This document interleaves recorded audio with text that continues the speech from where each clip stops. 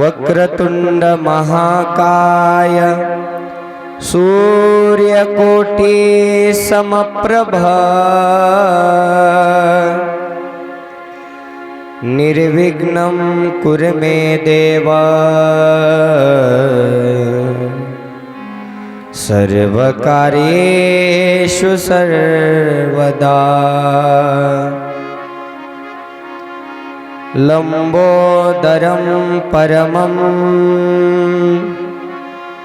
सुंदरम एकदंतं रक्तांबरं त्रिनयनं परमं पवित्रम् सच्चिदानंदरूपाय सदसव्यशक्तिहेतवे नमः शिवाय सांबाय स्वयंभुवे नमो नमः। नमस्ते शारदे देवी सरस्वती मतिप्रदे वसत्वं मम जीवाग्रे सर्वविद्याप्रदा भव। श्रीरेणुकगणेशाख्य रेवनसिद्धदेशिकं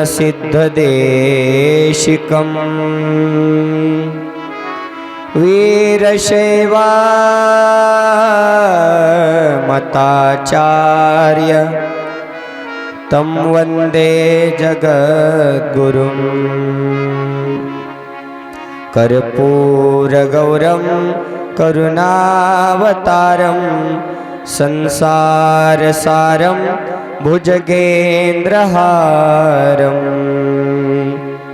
सदा वसन्तं हृदयारविन्दे भवं भवामि सहितं नमामि। गुणातीतकान्तं परब्रह्मशान्तं सुविद्यादिदेवं भवारण्यदाहम्। उमानाथमीशं जराजन्मनाशं स्वयं ज्योतिर्लिङ्गं नमामिष्टलिङ्गं। महादेवदेवं महापापनाशं चिताभस्मलिङ्गं नमामिष्टलिङ्गं। कर्पूरगौरं करुणावतारं संसारसारं भुजगेन्द्रहारं नागेन्द्रहाराय त्रिलोचनाय भस्मांगकाराय नमः शिवाय। शिवे भक्ति शिवे भक्ति शिवे भक्तिर्भवे भवे अन्यथा शरणं नास्ति त्वमेव शरणं मम त्वमेव शरणं मम त्वमेव शरणं मम।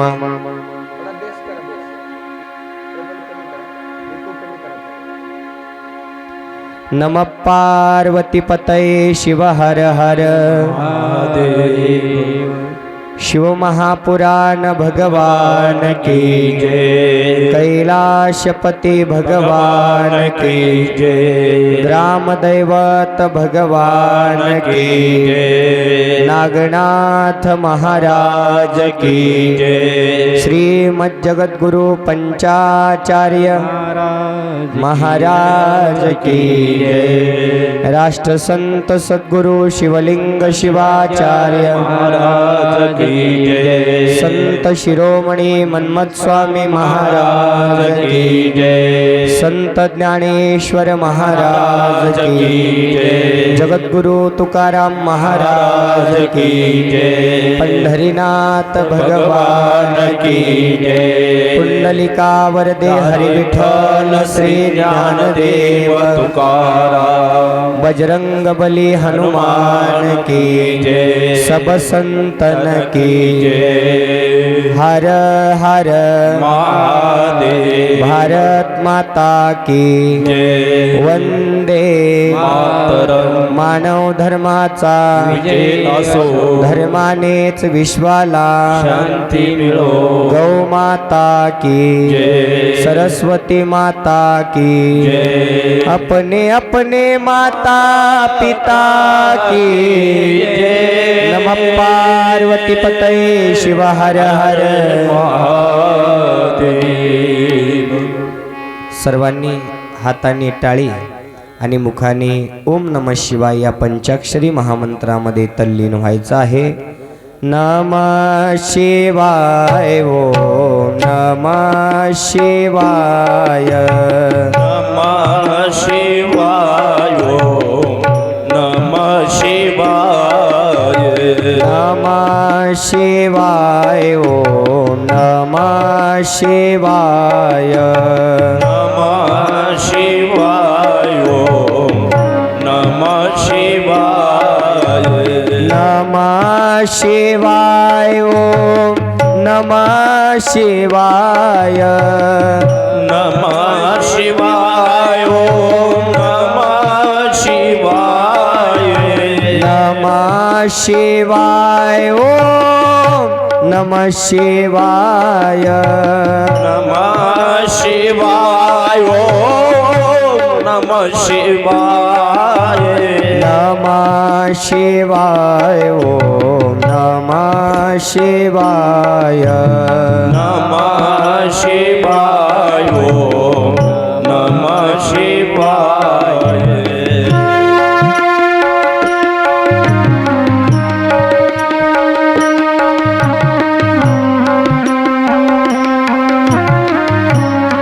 जय भोले जय भोले।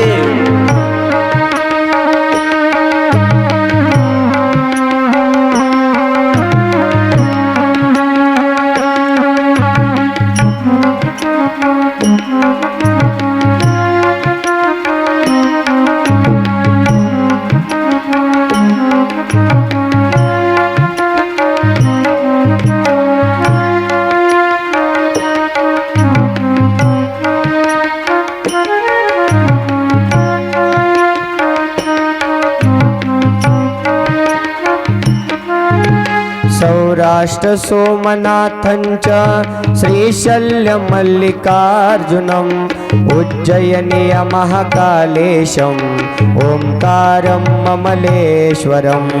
नमः शिवाय ओम नमः शिवाय। नमः शिवाय ओम नमः शिवाय। परल्यं वैजनाथञ्च दाकिन्यं भीमशङ्करं सेतुबन्धेतु रामेशं नागेशं दारुकावने। नमः शिवाय जय भोले।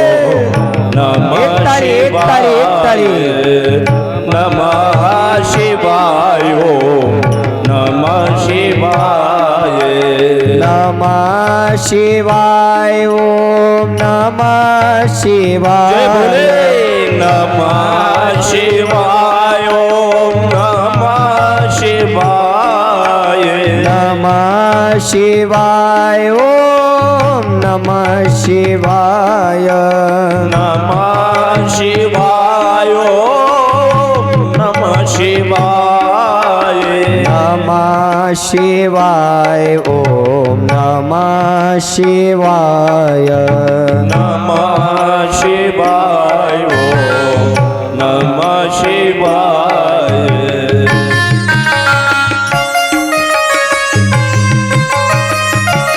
जय भोले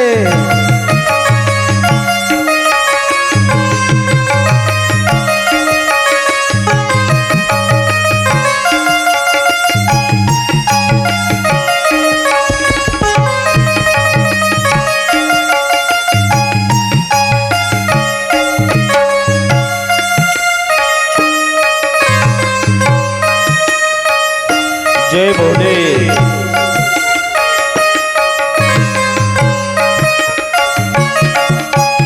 वाराणस्यातु विश्वेशं त्र्यम्बकं गौतमी तटे हिमालये तु केदारं कृष्णेशं शिवालये नमः शिवाय ओम नमः शिवाय नमः शिवाय ओम नमः शिवाय नमः शिवाय ओम नमः शिवाय नमः शिवाय ओम नमः शिवाय नमः शिवाय ओम नमः शिवाय नमः शिवाय ओम नमः जय भोले दोनों हाथ ऊपर करके जय नमः भोले। शिवाय ओम नमः शिवाय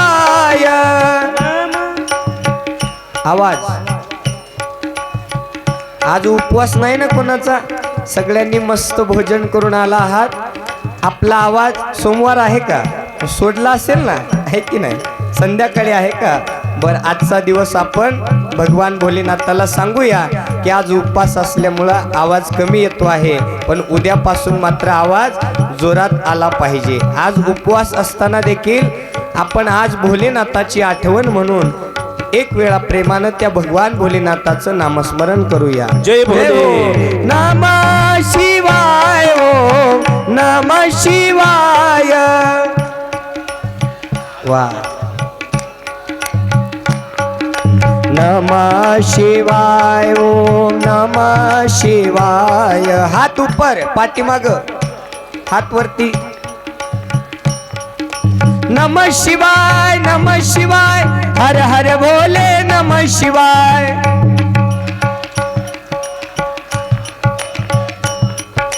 नमः शिवाय हर हर भोले नमः शिवाय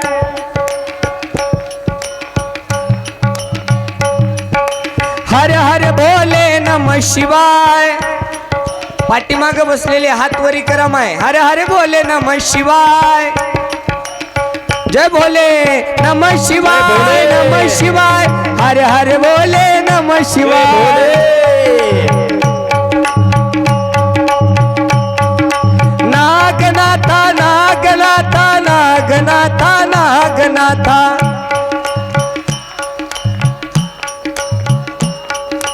नागनाथा नागनाथा नागनाथा नागनाथा जय भोले नागनाथा नागनाथा नागनाथा नागनाथा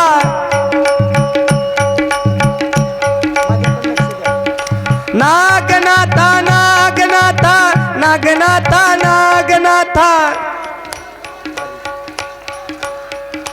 जय भोले नागनाथा नागनाथा नागनाथा नागनाथा जय भोले नमः शिवाय ओम नमः शिवाय नमः शिवाय ओम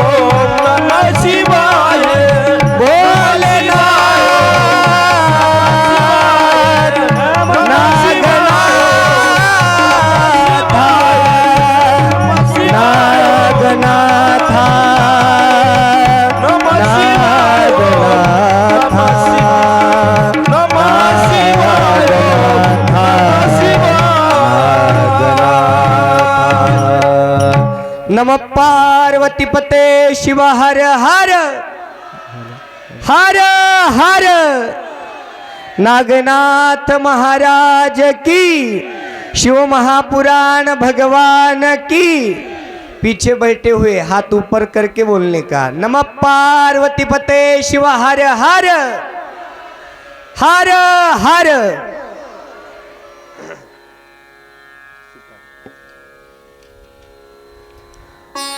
अनंत कोटी ब्रह्मांड नायक शाश्वत वैभवाचा स्वामी देवादी देव शंभू महादेवांच्या मंगलमय दिव्यचरणी अनंत कोटी साष्टांग प्रणिपात समर्पित करून कुलगुरु शतस्थल ब्रह्मी 108 श्री गुरु शांतवीरलिंग शिवाचार्य गुरु महाराज हिरेमठ संस्थान औसा जिल्हा लातूर व जन्मदाते आई वडील या दोन्ही गुरुवर्यांच्या मंगलमय दिव्यचरणी अनंत कोटी साष्टांग प्रणिपात समर्पित करून आपल्या बागझरी गावचे ग्रामदैवत भगवान शंभू महादेव नागनाथ महाराज यासह सर्व देवी देवतांच्या मंगलमय दिव्यचरणी अनंत कोटी साष्टांग प्रणिपात समर्पित करून राष्ट्रसंत सद्गुरु शिवलिंग शिवाचार्य गुरु महाराज यासह सर्व शिवाचार्य गुरु महाराजांच्या मंगलमय दिव्यचरणी अनंत कोटी साष्टांग प्रणिपात समर्पित करून संत शिरोमणी मन्मथ माऊली संत ज्ञानेश्वर माऊली या दोन्ही साधू संतांच्या मंगलमय दिव्यचरणी अनंत कोटी साष्टांग प्रणिपात समर्पित करून संत शिवदास माऊली संत महादेव प्रभू जगद्गुरु तुकाराम महाराज एकनाथ महाराज यासह सर्व साधू संतांच्या मंगलमय दिव्यचरणी अनंत कोटी साष्टांग प्रणिपात समर्पित करून जगतज्योती महात्मा बसवेश्वर महाराज छत्रपती शिवाजी महाराज आदी राजांना वंदन करून प्रभू श्रीरामचंद्र यांना सुद्धा वंदन करून परमपुण्यभूमी शिवक्षेत्र तीर्थक्षेत्र बागझरी या परमपुण्यभूमीमध्ये आजच्या पहिल्या दिवसीय शिवकथेमध्ये उपस्थित तुम्ही सर्व माता पिता बंधू भगिनी आपणा सर्वांच्या हृदय मंदिरामध्ये विराजमान असणाऱ्या परमात्म्यरूपी भगवंताच्या दिव्यचरणी अनंत कोटी साष्टांग प्रणिपात समर्पित करून आजच्या प्रथम दिवसीय शिवकथेला प्रारंभ करत असताना अखंड हरिनाम सप्ताह ग्रंथराज ज्ञानेश्वरी पारायण सोहळा व भव्य दिव्य महाशिवरात्री पर्व काळानिमित्त संगीतमय शिवकथा ज्ञानयज्ञ सोहळा शिवक्षेत्र तीर्थक्षेत्र बागझरी आणि त्यानिमित्तानं आयोजित केलेली ही संगीतमय शिवकथा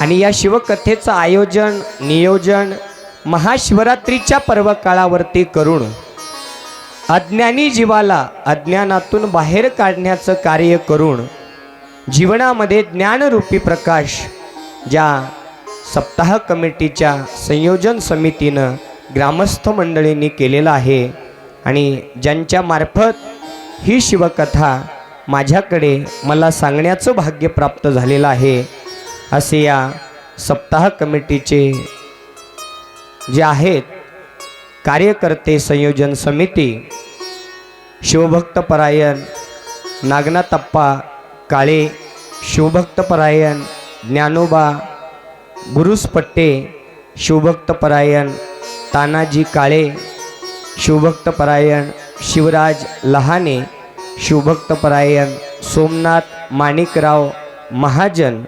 शिवभक्तपरायण मधुकर एलगे यासह या सर्व सप्ताह कमिटींना संयोजन समितींना सहकार्य करत असलेले सर्व संयोजन समिती, ग्रामस्थ मंडळी यासह ज्यांनी अथांग अशा परिश्रमातून महाशिवरात्रीच्या पर्व काळावरती भगवान भोलेनाथाच्या लीला आपल्या जीवनामध्ये ऐकवण्याचं भाग्य ज्यांनी प्राप्त करून दिलेलं आहे, असे भगवान शिवाची नंदी होऊन सेवा करत असलेले आपल्या गावचे माहेश्वर मूर्ती शिवभक्त परायण गंगाधर बसलिंग पुजारी स्वामी महाराज यांच्यासह त्यांना सहकार्य करत असलेले परिचित अपरिचित सर्व भाविक सद्भक्तगण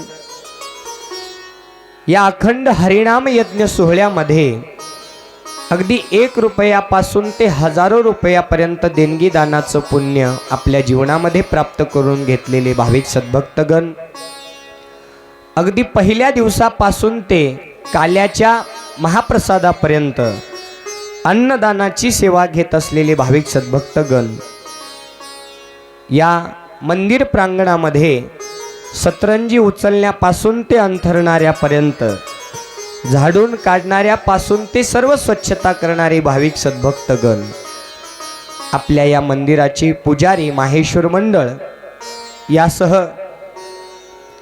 या सप्ताहामध्ये विण्याची सेवा देत असलेले भाविक सद्भक्तगण, अगदी पहाटेच्या काकड्यापासून ते पुन्हा पहाटेच्या काकड्यापर्यंत सर्व सेवा देणारे महिला पुरुष भजनी मंडळ यासह या अन्नदानामध्ये ज्यांनी आचारी म्हणून त्या ठिकाणी कार्य केलेलं आहे, स्वयंपाक बनवण्याचं अन्नपूर्णा माता होऊन जे आचारी मंडळ महिला असतील पुरुष असतील स्वयंपाक ते बनवत आहेत ते सर्व आचारी मंडळ यासह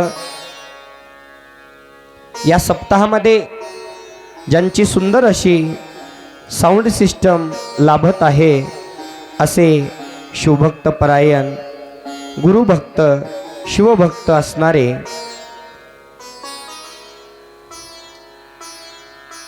संगमेश्वर दादा गंगाधर गजभार स्वामी, सुंदर अशी बसवेश्वर साऊंड सिस्टम बागझरी यासह अगदी आज पहिल्या दिवसाच्या पर्व काळामध्ये ज्यांनी शिवकथाकार महाराज कुमारसागर महाराज लोहारेकर गुरु महाराजांचं यथोचित महाराजांच्या घरामधून आपल्या या शिवकथा या शिवा अनुभव मंडपामध्ये ज्यांनी आदरातिथ्य करून सुंदर अशा ओम नमः शिवाय या पंचाक्षरी महामंत्राचा जप भजन नामस्मरण करून ज्यांनी गुरु महाराजांचं आदरातिथ्य स्वागत केलेले सर्व भजनी मंडळी, त्यामध्ये शिवभक्तपरायण नागनाथ गणपती काळे, शिवभक्तपरायण ज्ञानोबा पंढरी बुरुज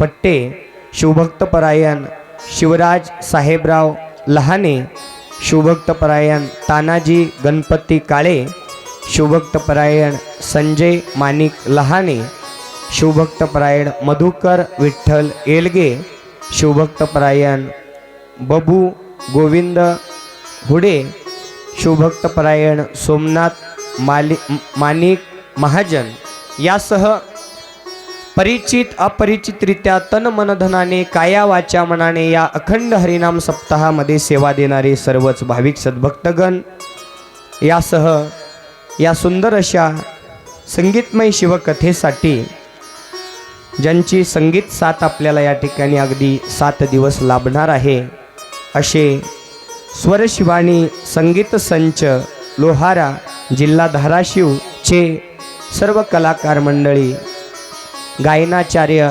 सिंथवादक संगीत विशारद संगीत अलंकार मार्गदर्शक शिवभक्तपरायण शिवसंप्रदायाचं भूषण असणारे अनिलजी भालेराव गुरुजी लातूरकर यासह तबल्याची साथ करत असलेले तबला वादक तबला विशारद तबला मार्तंड तबला मनी शिवभक्तपरायण आत्मीय बंधू आत्मलिंग महाराज लोहारेकर, कोरस गायक म्हणून या ठिकाणी लाभलेले 12 ज्योतिर्लिंग अवतार आश्रम किलज तालुका तुळजापूर तुळजाभवानी जिल्हा धाराशिव या आश्रमाचे महाराज परममित्र सुदामा शिवभक्तपरायण भागवतेश्वर महाराज किलजकर यासह आपली ही चालत असलेली शिवमहापुराण कथा कॅमेऱ्याच्या माध्यमातून शूटिंग करून कुमारसागर महाराजांचे यूट्यूब चॅनल आई म्युझिक व भक्तिधारा या यूट्यूब चॅनलवरती प्रसारित करत असलेले परमशिष्य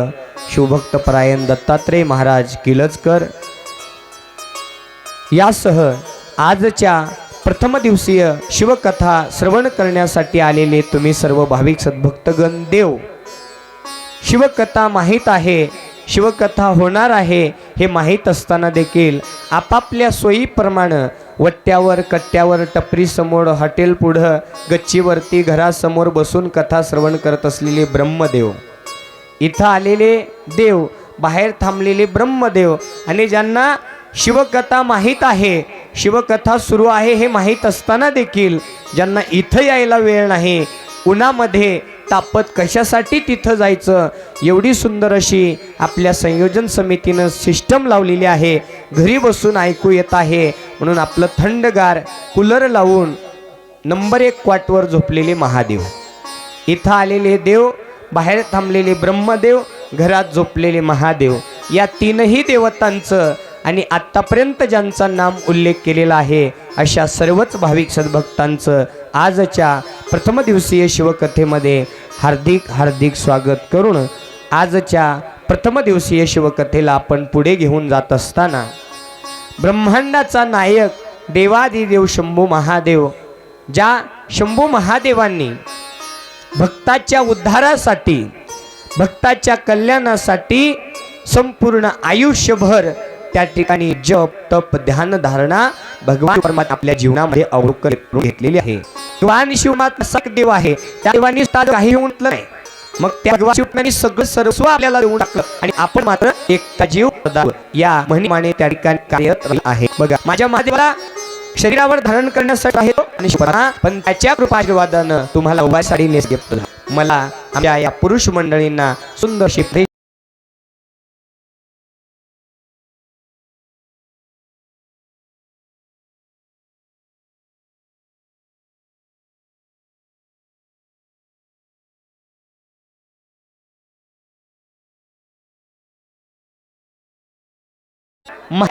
अशा भागडे पर्यंत भाग्य सुद्धा त्याच्या कृपाशीर्वादाने आपल्याला प्राप्त झालेला आहे.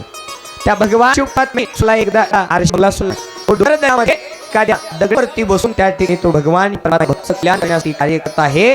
त्या कृपाशीर्वादाने आपल्याला नेमकं 4 पर्याचं घर तरी प्राप्त झालं. दया कृपाळू या भगवान शिवपात्म्यांनी ज्या बच्या उद्धारासाठी जीवनामध्ये जो त्याग समर्पण केला आहे म्हणूनच त्या भगवान शिव परमात्म्या नाव पडलेलं आहे भोळा महादेव. पण इथंही भोळा नाही, वेळ आल्यानंतर तिसरा डोस आहे हे सुद्धा मसाली ध्यानामध्ये पाहिजे आहे की नाही. वेळ आल्यानंतर तिसरा डोस सुद्धा आहे. मग अशा भगवान परमात्म्याला सगुण स्वरूपात प्राप्त करून घेण्यासाठी, निर्गुण भगवान शिव परमात्म्याला प्राप्त करून घेण्यासाठी तुम्ही या माध्यमातून आपल्याला भगवान शिव परमात्मा हा कोण्या एकट्या लिंगायत वाण्याचा नाही आहे हे जाणून घ्यायचं आहे. कारण शिव महापुराण कथेच्या माध्यमातून हे जे शिव महापुराण आपल्या पुढे ठेवलेलं आहे ना, ते भगवान शिवानी स्वतः आपल्या मुखातून वर्णन केलेलं शिव महापुराण आहे. एकट्या कोण्या कुमारसागर महाराजांनी लिहिलेलं नाही आहे, एकट्या कोण्या गंगाधर स्वामी महाराजांना लिहिलेलं नाही आहे. पुस्तकाचे लेखक अनेक असतात, पण या शिव महापुराण ग्रंथाचा जर कोणी लेखक असेल तर तो देवांचा तो देव शंभू महादेव आहे. आणि हा भगवान शिव परमात्मा कोणी एका जातीचा, कोणी एका धर्माचा, कोणी एका पंथाचा नाही आहे माय. जो कोणी त्याला अनन्य भावनेने शरण येतो. 12व्या शतकामध्ये ज्या पद्धतीनं जगतज्योती महात्मा बसवेश्वर महाराजांनी 18 पगड जातींना, त्यामध्ये महार आहे, मांग आहे, चांबार आहे, ढोर आहे, परीट आहे, कुण्याही उच्च नीच जातीला न मानता अंधश्रद्धेला बाजूला ठेवून जातीभेदाला त्या ठिकाणी नष्ट करून 18 पगड जातीला एकाग्र करून भगवान शिव इष्टलिंग रूपामध्ये त्या महात्मा बसवेश्वरांनी ज्या इष्टलिंगाची पूजा शिकवली, त्याच बसवेश्वर महाराजांना सुद्धा भगवान भोलेनाथाचे आशीर्वाद प्राप्त आहेत. साक्षात भोलेनाथाचा अवतार घेऊन त्यांनी जीवनामध्ये शिवभक्तीचा प्रचार केलेला आहे. आणि त्याच भगवान शिव परमात्म्याच्या या शिव महापुराण ग्रंथामध्ये नेमका आहे तरी काय, की भक्ती फक्त लिंगायत वाण्यानीच करावी का, असं लिहिलेलं आहे का? असा कुठंतरी एखादा शब्द दाखवा, मी तुमच्या या शिवमहापुराण कथेचं मला मिळालेलं मानधन रूपी पॉकेट तुम्हाला देऊन जातो. कुठंही एक शब्द दाखवा. पुराण कुठलंही असेल, कुराण कुठलंही असेल, संत कोणत्याही पंथाचे असतील, मार्ग मात्र एक आहे. तो मार्ग म्हणजे शेवटी मोक्षाची प्राप्ती. प्रत्येकाचा मार्ग एकच आहे की नाही? प्रत्येक संतांचा मार्ग वेगळा आहे. फक्त भक्ती त्या ठिकाणी आपापल्या वर्णाप्रमाणे, आपापल्या पंथाप्रमाणे त्या ठिकाणी एकविधा भक्ती त्या ठिकाणी जीवनामध्ये केली पाहिजे. अशा भगवान भोलेनाथांची कथा लीला ऐकत असताना हा भगवान शिव परमात्मा कोण्या एकट्या जाती पंथाचा नाही आहे, तर सर्व जगाचा तो देवत आहे. ज्या भगवान भोलेनाथाची स्वतः ब्रह्मदेवांनी, विष्णुदेवांनी, सप्तऋषींनी, आदी देवतांनी पूजा करून, तपसाधना करून त्या भोलेनाथाकडून आशीर्वाद प्राप्त करून घेतलेला आहे. आणि या शिव महापुराण ग्रंथाला पुढे घेऊन जात असताना या शिव महापुराण ग्रंथाची महती अशी आहे, तुम्ही 1,00,000 यज्ञ केलेलं पुण्य एका बाजूला आहे आणि एक शिव महापुराण कथा श्रवण केलेलं पुण्य एका बाजूला आहे. हजारो लाखो तीर्थक्षेत्राला जाऊन गंगेमध्ये स्नान करून त्या भोलेनाथाचं किंवा तिथल्या दैवताचं दर्शन घेतलेलं पुण्य एका बाजूला आहे आणि एक शिव महापुराण कथा श्रवण केलेलं पुण्य एका बाजूला आहे. सर्व तीर्थामध्ये श्रेष्ठ असणारा शिव महापुराण ग्रंथ, सर्व मंदिरामध्ये, सर्व पुराणामध्ये 18 पुराणांचा राजा म्हणून या शिव महापुराण ग्रंथाची ख्याती या महान अशा सृष्टीखंडामध्ये भगवान भोलेनाथांनी आपल्या समोर वर्णन केलेली आहे. भगवान भोलेनाथ या शिव महापुराण कथेच्या माध्यमातून आपल्या समोर वर्णन करत आहेत की बाबांनो, हे आपल्या समोर ठेवलेलं शिव महापुराण हे साधारण पुस्तक नाही माय, भगवान शिवाचं सौभाग्य आहे. भगवान शिव, जे भक्त भगवान शिवाची कथा ऐकतात ते भक्त भगवान शिवाला प्रिय होतात, भगवान शिवाचे गण होतात. भगवान शिव स्वतः बोलू लागलेले आहेत. सगळ्यात पहिल्यांदा 18 पुराणांचा राजा, 4 वेदाचा राजा, 6 शास्त्रांचा राजा म्हणून या शिव महापुराण कथेची महती भगवान शिव परमात्म्याने आपल्या या मुखातून वर्णन केलेली आहे.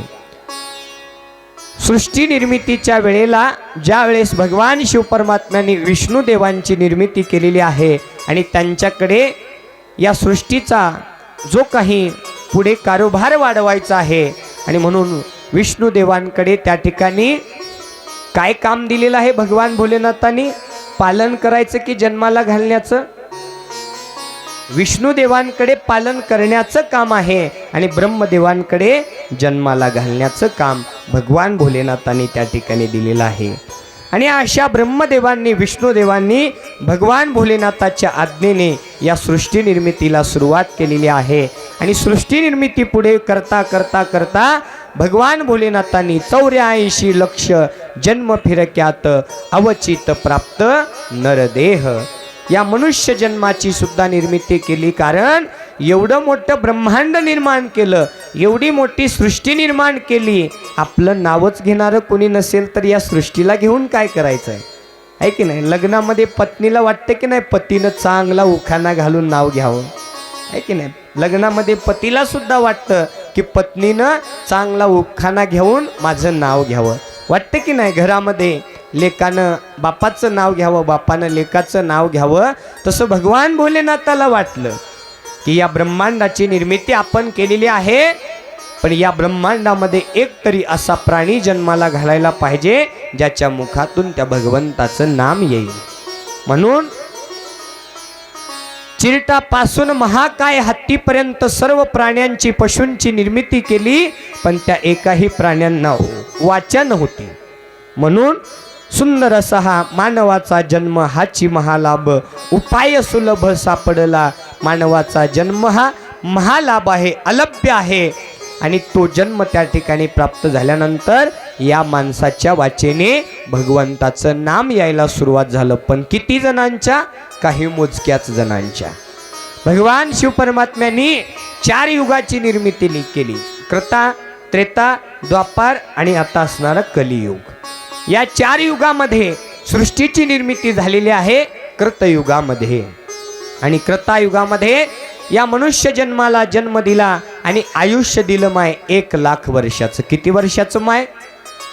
बोलायला येतं ना? मी तारीख घेताना पहिल्यांदा कुठेही कार्यकर्त्यांना विचारतो की तुमच्या गावातल्या लोकांना बोलायला येतं का? कारण बोलल्यानंतरच कीर्तन आहे, बोलल्यानंतरच त्या ठिकाणी कथा आहे. वक्ता आणि श्रोता दोघांचं मिलन झालं पाहिजे, संवादाचं. संवादातून त्या ठिकाणी कथा पुढे जात असते, कीर्तन जात असते. आणि म्हणून मला सांगितलं होतं, महाराज काही टेन्शन घेऊ नका, एवढे गुणवान मायमावले आहेत, एवढे गुणवान पुरुष मंडळी आहेत की तुम्हाला कशाचीही कमतरता पडू देणार नाहीत. किती वर्षाचं आयुष्य दिलं माय? 1,00,000 वर्षाचं आयुष्य कृतायुगामध्ये. आणि मग भगवंतांनी 1,00,000चं आयुष्य कशासाठी दिलं? तर तपसाधना करण्यासाठी दिलं. जीवनामध्ये नामस्मरण करून आपल्या या जन्माला आल्याचं सार्थक करून घेण्यासाठी 1,00,000 आयुष्य त्या ठिकाणी दिलं. पण काही ऋषीमुनी त्या काळामध्ये, त्या युगामध्ये हजारो वर्षे एका जागी तप साधना करत बसायचे. पण काही अज्ञानी लोक त्या ऋषीमुनींना त्रास देण्यासाठी राक्षसी प्रवृत्ती घेऊन जन्माला आले. भगवंतांनी विचार केला, 1,00,000 वर्ष आयुष्य देऊन देखील हा मनुष्य भगवंताचं नाम घ्यायला तयार नाही. तप साधना करत असलेल्या ऋषीमुनींना राक्षसांसारखा त्रास देत आहेत. म्हणून भगवान भोलेनाथाची गैरमर्जी झाली. 1,00,000 वर्ष आयुष्य देऊन यांना काही उपयोग झाला नाही. म्हणून ठरवलं, कृतायुग संपल्यानंतर त्रेतायुग जन्माला आलं. आणि त्या त्रेतायुगामध्ये सर्व देवी देवतांसह त्या ठिकाणी बैठक घेतली, मीटिंग घेतली. जसं सप्ताह करताना अगोदर 2 महिने मीटिंग घ्यावी लागते ना, नियोजन, त्या पद्धतीनं भगवान भोलेनाथांनी एक मीटिंग घेतली. आणि त्या मीटिंगमध्ये ठरवलं की हा मनुष्य 1,00,000 वर्ष आयुष्य देऊन देखील भगवंताचं नाव घ्यायला तयार नाही. म्हणून आपण आता ठरवायचं आहे की त्या 1,00,000तलं 1 शून्य आपण बाजूला काढायचं आहे. गणित तर पक्का आहे ना. 1,00,000तलं 1 शून्य बाजूला झाल्यावर शिल्लक किती राहतं महाराज? 10,000 वर्ष आयुष्य कृतायुग संपल्यानंतर त्रेतायुगामध्ये माणसाला प्राप्त झालं. तरी सुद्धा काही जण भजन नामस्मरण करू लागले, पूजा पाठ करू लागले, तप साधना करू लागले. पण त्या सुद्धा युगामध्ये राक्षसी प्रवृत्ती घेऊन काही लोक जन्माला आले. त्या ऋषीमुनींना त्रास देऊ लागले, वाम मार्गाने मार्गक्रमण करू लागले. भगवान भोलेनाथांनी विचार केला, 10,000 वर्ष आयुष्य देऊन देखील हा मनुष्य मंदिराकडे यायला तयार नाही आहे, भगवंताचं नाव घ्यायला तयार नाही आहे. म्हणून आता आपण थोडासा बदल केला पाहिजे, या मनुष्याला धडा शिकवला पाहिजे. म्हणून त्रेतायुग संपलं, आणखी एक सभा भरवली, मीटिंगमध्ये ठरलं आणि 1 शून्य गळालं. द्वापार युग जन्माला आलं. द्वापार युग म्हणजे सत्याचं युग, पण त्याच्यामध्ये सुद्धा खोटे होते काही जण, आहे की नाही? त्या द्वापार युगामध्ये त्या 10,000तलं 1 शून्य बाजूला केलं. किती राहिलं माय? उजळणी 1,000 वर्ष. 1,000 वर्ष आयुष्य त्या द्वापार युगामध्ये श्रीकृष्ण परमात्म्यांच्या युगामध्ये त्या मनुष्य जीवाला प्राप्त झालं. आणि मग 1,000 वर्ष आयुष्य असताना देखील काही जण म्हणू लागले, आमचं वय आहे का हे भजन करण्याचं? बघू म्हणले उतारत्या वयामध्ये, आहे की नाही? या वयामध्ये, तारुण्या वयामध्ये कुठं परमार्थ करायचा असतो का? चला शिवकथेला, चला भागवत कथेला, तुम्ही व्हा पुढे म्हणायचे आणि काही जणांना पुढे पाठवायचे, आपण पारावरती बसायचे. द्वापार युगामध्ये सुरू झालं. सत्ययुग असताना देखील काही राक्षस प्रवृत्तीचे बुद्धी घेऊन जन्माला आलेले लोक खोट्या यातना, खोटे शब्दवाणीने जपू लागले आणि जीवन व्यथित करू लागले, वाम मार्गाने वागू लागले. पुन्हा भगवान भोलेनाथाला त्याचा कळवळ आला. 1,000 वर्ष आयुष्य देऊन देखील हा मनुष्य भगवंताचं नाव घ्यायला तयार नाही, कथा ऐकायला तयार नाही, मंदिरात यायला तयार नाही. म्हणून भगवान भोलेनाथांनी आणखी एक सभा भरवली, मीटिंग भरवली. आणि त्या मीटिंगमध्ये त्या 1,000तलं 1 शून्य बाजूला काढलं. किती राहिलं? 100 वर्ष आयुष्य. त्रेतायुग संपलं, द्वापारयुग संपलं. आता असणारं कलियुगामध्ये या मनुष्य जीवाला 100 वर्ष आयुष्य प्राप्त झालं. झालं की नाही माय? नावाला 100 आहे, तिथपर्यंत कुणी जगत नाही. तिथपर्यंत जगण्यासाठी तारुण्यावस्थेमध्ये परमार्थ साधला पाहिजे. 100 वर्षाचं आयुष्य प्राप्त झालं. चला कथेला, चला भागवत कथेला, जीवनाचा उद्धार करून घेऊया. हो चला ना तुम्ही पुढे, आम्ही आहेत पाठीमागे, आहे की नाही. हे घ्या, काय लागायचं आहे ते तुम्ही घ्या आणि ते तुम्हीच करा. भजन कीर्तन कथा भागवत कथा करणं ऐकणं हे मोकळ्या लोकांचं काम आहे म्हणले, आमच्यासारख्याचं काम नाही म्हणले ते. चला व्हा पुढं तुम्ही म्हणले, आहे की नाही. अज्ञानी जीवांनो, वेड्या लोकांनो, मोकळ्या लोकांचं काम आहे असं म्हणणाऱ्या लोकांनो, एक गोष्ट लक्षामध्ये ठेवा. भजन करणं कीर्तन करणं कथा ऐकणं कथा सांगणं हे मोकळ्या लोकांचं काम नाही आहे. तर ज्याला जन्म आणि मृत्यूच्या फेऱ्यातून मोकळं व्हायचं आहे त्याचं काम आहे भजन कीर्तन करणं कथा ऐकणं, आहे की नाही. पुन्हा जन्मही नको, पुन्हा मरणही नको. त्या जन्म मृत्यूच्या फेऱ्यातून ज्याला मुक्त होऊन मोक्षाचा अधिकारी व्हायचं आहे ना, त्याचं काम आहे कथा ऐकणं कीर्तन करणं भजन करणं, रात्र रात्र काकडा भजन शिवजागर हरिजागर करणं. आणि ते सांगण्यासाठी संदेश दिला. 100 वर्षापर्यंत आयुष्य आणलं तरी सुद्धा माणसाला कळायला तयार नाही. चला भजनाला. काय हो महाराज, तारुण्यावस्थेमध्ये कुठं परमार्थ करायचा असतो का? होऊ द्या ना थोडंसं वय, खेळून खाऊन सगळं काही वय निघून गेलं ना, म्हातारपणी आपण मंदिराची वाटचाल करू. बघा अहो, संतांचे तुमच्यावर उपकार आहेत म्हणून तुम्ही सत्य मार्गाने वाटचाल करत आहात. माझ्या संत ज्ञानेश्वर माऊलींनी, माझ्या संत मनमत माऊलींनी, जगद्गुरु तुकाराम महाराजांनी, संत शिवदासांनी जर तारुण्यावस्थेमध्ये परमार्थ साधला नसता तर जीवनामध्ये आपण इथं बसण्याच्या योग्यतेचे राहिलो नसतो. पहा, संत ज्ञानेश्वर महाराजांनी कितव्या वर्षी ज्ञानेश्वरी लिहिली? 16व्या वर्षी. आणि आपल्याला जर प्रश्न केला 16वं वरीस, आपण म्हणून जातो 16वं वरीस धोक्याचं. अरे बाबा, 16वं वरीस धोक्याचं नाहीये तर तुझ्यासाठी मोक्याचं आहे, मोक्याचं आहे. याच तारुणावस्थेमध्ये या संत ज्ञानेश्वर माऊलींनी परमार्थ साधला. आळंदी हे गाव पुण्यभूमी ठाव, दैवताचे नाव सिद्धेश्वर. आळंदी हे गाव हो पुण्यभूमी ठाव, हो आळंदी हे गाव पुण्यभूमी ठाव, हो आळंदी हे गाव हो पुण्यभूमी ठाव,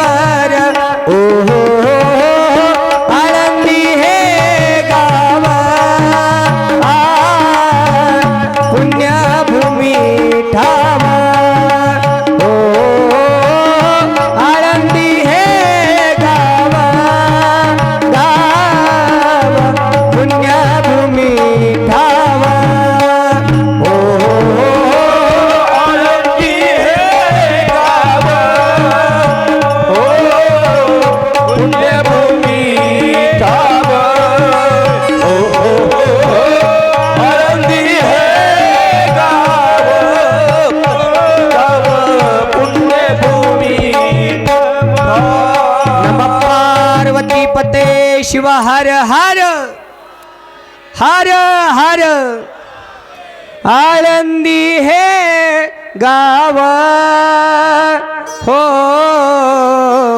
पुण्यभूमी ठाव हो आळंदी हे गाव आळंदी हे गाव पुण्यभूमी ठाव दैवताचे नाव सिद्धेश्वर. संत ज्ञानेश्वर माऊलींनी 16व्या वर्षामध्ये परमार्थ साधला आणि सुंदर अशा प्रकारचं ज्ञानेश्वरीचं त्या ठिकाणी पारायण आपल्या समोर ठेवलं. ज्ञानेश्वरी म्हणजे एक आरसा आहे, आरसा. नटा नामी हरिनामाच्या आपदा चुकवा भवाच्या, है की नाही. नटायचं आहे ना तर हरिनामामध्ये नटा, शिवनामामध्ये नटा. येताना तुम्ही नटून आलात ना, कशात पाहिलं? आरशामध्ये कितीही नटा. जीवनामध्ये 2 गोष्टी सत्य आहेत. आरसा कधीच खोटं बोलत नाही आणि आपली सावली कधीच साथ सोडत नाही, आहे की नाही. कितीही नटून या, कितीही क्रीम लावा, फेरन लवली लावा, पावडर लावा, पुन्हा आहे तसाच अर्ध्या 1 तासानी चेहरा. आरसा कधीच खोटं बोलत नाही. आणि म्हणून ज्ञानेश्वरी रूपी आरसा हा सत्य आहे. त्या आरशामध्ये पहा.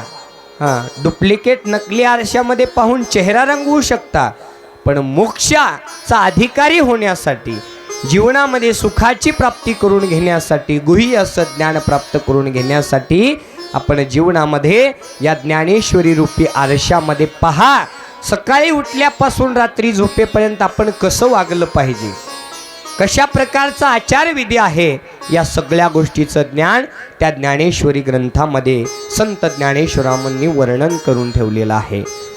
मग त्या संत ज्ञानेश्वर माऊलींनी त्या ठिकाणी तारुण्य अवस्थेमध्ये परमार्थ साधला आणि ज्ञानेश्वरीसारखे अनेक ग्रंथ, अनेक गाथे आपल्या समोर ठेवले आणि त्याच गाथ्याच्या जीवावर संतांनी दाखवलेल्या मार्गावर आपण चालू लागलेलो आहोत. म्हणून आज तागायत आपण इथं बसण्याच्या योग्यतेचे झालेलो आहोत. बघा, काही कथाकारांनी, काही कीर्तनकारांनी वर्णन केलं. कोणतं? जोपर्यंत सूर्य, चंद्र, आप, तेज, वायू पंचमहाभूत आहेत तोपर्यंत भजन, कीर्तन, कथा, पारायण, भागवत, शिवमहापुराण हे नामस्मरण सुरू राहील म्हणले काही कथाकारांनी. पण मी त्यांच्या विरुद्ध आहे. काही कथाकारांनी म्हटलं जोपर्यंत सूर्य, चंद्र, आप, तेज पंचमहाभूत आहेत, स्थिर आहेत, तोपर्यंत भजन कीर्तन परंपरा सुरू राहील. पण हे खोटं आहे. खरं काय आहे? जोपर्यंत भजन कीर्तन, मठ, मंदिर, कथा परंपरा आहे तोपर्यंत पंचमहाभूत स्थिर राहतील. ज्या दिवशी भजन कीर्तन कथा परंपरा बंद राहील त्या दिवशी हे सगळं विनाश पावणार आहे. त्या दिवशी हे सगळं लयाला जाणार आहे. आणि म्हणून भजन कीर्तन कथा परंपरा आपल्या जीवनामध्ये अवलोकन करा. कलियुगामध्ये मनुष्याला 100 वर्षाचं आयुष्य प्राप्त झालं. संतांना काही धन दौलत याची अपेक्षा नव्हती का हो? पण संतांना माहीत होतं कितीही जरी पसारा कमवला तर जाताना खाली हाताने जायचं आहे. मरावे परी कीर्ती रूपी उरावे हे कार्य संतांनी आपल्या जीवनामध्ये केलेलं आहे. आणि त्याच संतांनी आपल्या जीवनामध्ये स्वतःही परमार्थ साधला आणि त्यांनी गुह्य ज्ञान या 100 वर्षाच्या आयुष्यामध्ये आपल्याला प्राप्त करून दिलेलं आहे. त्या संतांना अपेक्षा नसेल का लग्नाची? त्या संतांना अपेक्षा नसेल का रोड टच जमिनीची? त्या संतांना अपेक्षा नसेल का 4 व्हीलर गाडीची? पण जगाच्या कल्याणा संताच्या विभूती, देह कष्टविती परोपकारी. आपला देह त्या ठिकाणी पणाला लावला आणि या जगाच्या कल्याणासाठी सर्वस्व अर्पण त्या भगवंताच्या नामामध्ये केलं. आणि भगवान शिव, जीव आणि शिव ऐक्यत्व साधून परमार्थ आपल्या जीवनामध्ये साध्य करून या जगाच्या कल्याणासाठी त्यांनी आपला देह झिजवलेला आहे. ते संत म्हणत आहेत, जर आपण या कलियुगामध्ये 100 वर्षाच्या आयुष्यामध्ये जर तुम्ही आम्ही कथा नाही ऐकल्या, मंदिराची वाट नाही पाहिली, दान धर्म नाही केलं, तर पहा येणाऱ्या पुढच्या युगामध्ये आणखी एक सभा महादेव घेणार आहेत असं मला फोनवरती सांगितलेलं आहे. आणि त्या सभेमध्ये जर समजा चुकून हुकून या 100रातलं 1 शून्य निघालं तर किती राहील माय? 10. ती वेळ येणार आहे. यायचे का नको? नको ना. 10 म्हणजे जन्मला रांगला तोच रामनाम सत्य है. अशी वेळ जर येऊ द्यायची नसेल तर सावध व्हा. आता तरी व्हा सावध, कोण मी हा करा विचार. सावध व्हा आणि परमार्थाच्या मार्गामध्ये त्या ठिकाणी मार्गक्रमण करा. संत सांगता आहेत ती वेळ येऊ द्यायची नाहीये. तर वयाच्या कितव्या वर्षी वारकरी संप्रदायामध्ये माळ धारणा करायला सांगितलेली आहे? बघा, मला सांगायला बोलवलेलं आहे. मी जास्तीत जास्त जेवढं ज्ञान देता येईल तेवढं मी देऊन जाणार आहे. जे माहीत नाही ते गुह्य ज्ञान मी तुम्हाला देऊन जाणार आहे. आजपर्यंत तुम्ही कुण्या कीर्तनकाराकडून कुण्या कथाकडून जे ऐकलं नाहीये ते गुह्य ज्ञान तुम्हाला प्राप्त करून देणार आहे. इकडले पुरुष मंडळी बोलू नका. माय माऊल्यानो, किती वर्ष झालं सप्ताह सुरू आहे? किती वर्ष माय? तक्का दिलेली आजी माय, मी तुझ्या नातासारखं आहे, तू बोलायला काय हरकत नाही. किती वर्ष झालं आपल्या गावात सप्ताह सुरू आहे?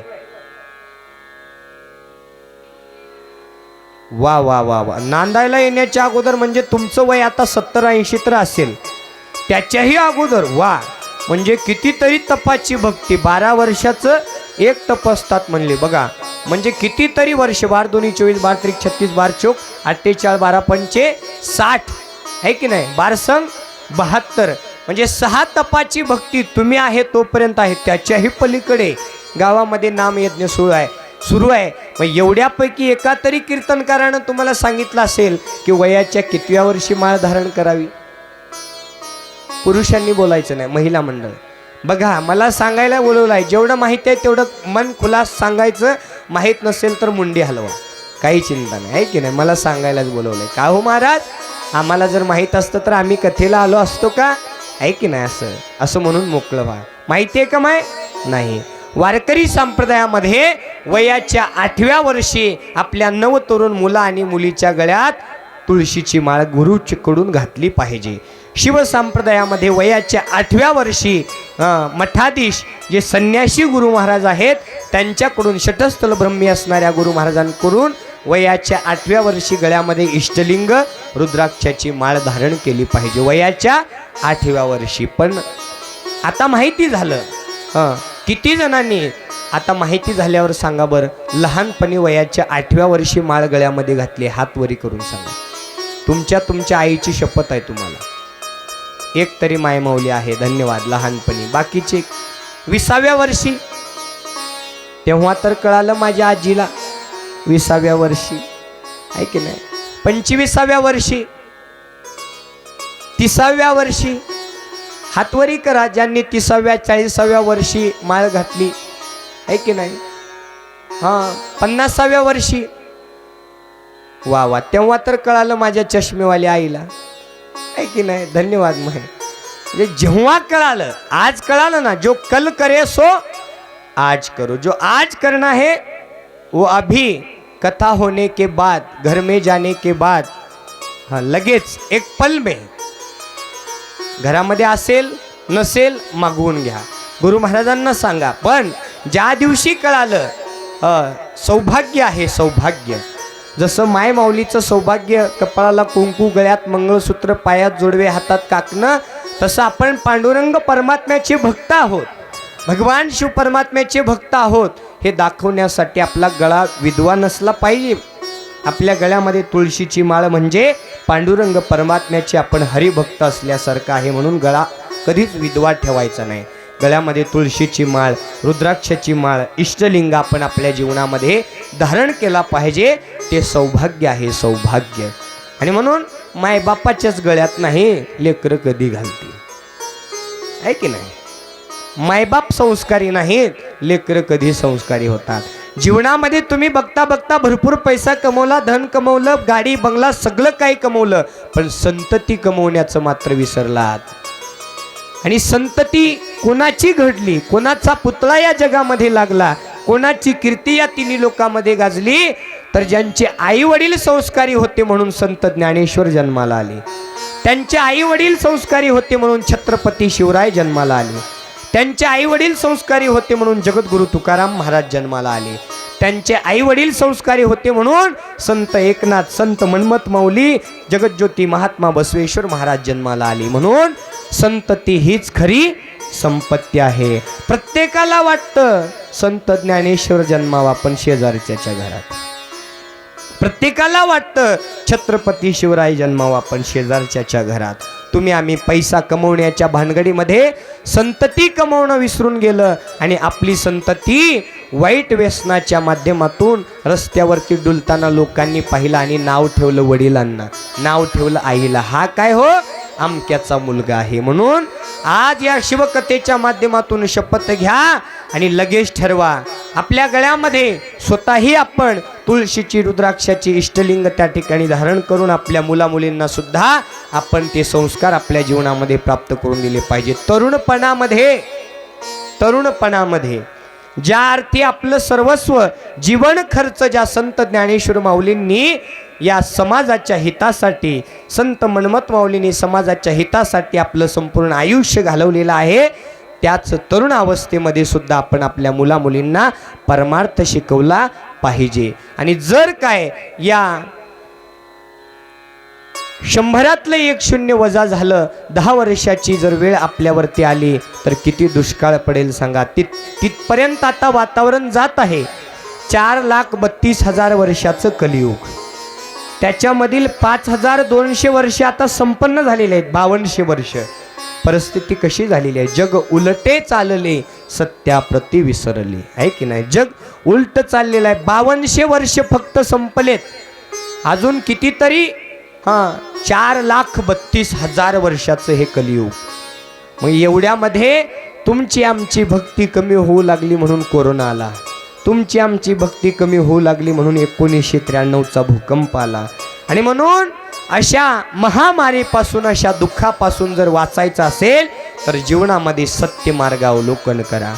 आपल्या धर्माचं पालन करा. धर्मो रक्षती रक्षता. धर्माचं आपण पालन केलं तर धर्म आपलं रक्षण करणार आहे. हे जीवनामध्ये प्रत्येक मनुष्याने, व्यक्तीने, महिला पुरुषांनी लक्षामध्ये, ध्यानामध्ये ठेवा. आणि म्हणून आज आपल्याला कळालेलं आहे, आजपासून त्या ठिकाणी आपण परमार्थाचं गुह्य ज्ञान आपल्या जीवनामध्ये अवलोकन करून घ्या. 5200 वर्षामध्ये तुम्ही आम्ही वाम मार्गाने या वाचेने, वाचा कशासाठी दिली? सत्य वाचेने परमार्थ करण्यासाठी. या वाचेनं त्या पांडुरंग परमात्म्याचं, त्या भगवान भोलेनाथाचं गुणगान करण्यासाठी वाचा दिली. शिव्यागाळ करण्यासाठी नाही. शिव्यागाळ करायचं माझ्या मायमावल्यांना पक्क माहिती आहे आणि त्या शिव्या कशा आहेत त्यांना पक्क माहिती आहे की नाही. माय वाचा दिलेली आहे भगवंत नामासाठी. आपल्या वाचेने वाईट गोष्टी बोलून आपण आपल्या जीवनामध्ये पापकर्म ओढून घेऊ नका. समोरचा एखादा वाईट कर्म करत असेल, करू द्या ना. तुम्ही त्याला परत बोलून नवे कर्म कशासाठी करून ठेवता आहेत? त्यानं त्याच्या कर्माचे फळ भोगणार आहे. जुन्या काळामध्ये म्हणायचे, माय या जन्मामध्ये केलेले कर्म, वाईट कर्म पुढच्या जन्मामध्ये भोगावे लागतात. हे जुन्या काळात म्हणायचे. पण आता कलियुगात तसं राहिलं नाही. ज्यांनी जिथं कर्म केले तिथंच फेडायचे. लगेच समोर, तात्काळ, वेळ नाही आहे. तात्काळ त्या ठिकाणी इथं केलेले वाईट कर्म, इथं केलेले चांगले कर्म, त्याचीच प्रचिती, त्याचाच हिशोब शेवटी देवाजवळ होतो. बघा, पैसे कमवले म्हणजे पैशाचा हिशोब देवाजवळ होत नाही. 5 कोटी रुपये कमवले आणि शेवटी यमदेव आला. अरे यमदेवा, 5 कोटी रुपये देतो हो, मला आणखी एक 5 दिवसाचं आयुष्य द्या ना. नाही देऊ शकत. आज तुमच्या जीवनातला शेवट दिवस आहे. अहो यमदेवा, 3 तरी दिवस द्या. यमदेव म्हणले 3 दिवस सुद्धा नाही म्हणले. यमदेवा, 5 कोटीसह माझी रोड टच 10 एकर जमीन आहे, ती सुद्धा तुमच्या नावावर करतो, 1 दिवस तरी द्या हो. 1 दिवस सुद्धा नाही म्हणले. आज शेवट म्हणजे शेवट. अहो यमदेवा, ऐका ना, जेवढं काही घरदार आहे, गाडी आहे, बंगला आहे, सगळं तुमच्या नावावर करतो, उगी 2 तास तरी थांबा ना. नाही म्हणले. 2 तास सुद्धा नाही, बोलू सुद्धा देत नाही. आत्ताच बोलले की हो, आणि लगेच कसं असं झालं. म्हणतात की नाही, एक पल का भरोसा नहीं, क्या भरोसा है इस जिंदगी का, साथ देती नहीं ये किसी का. है की नाही.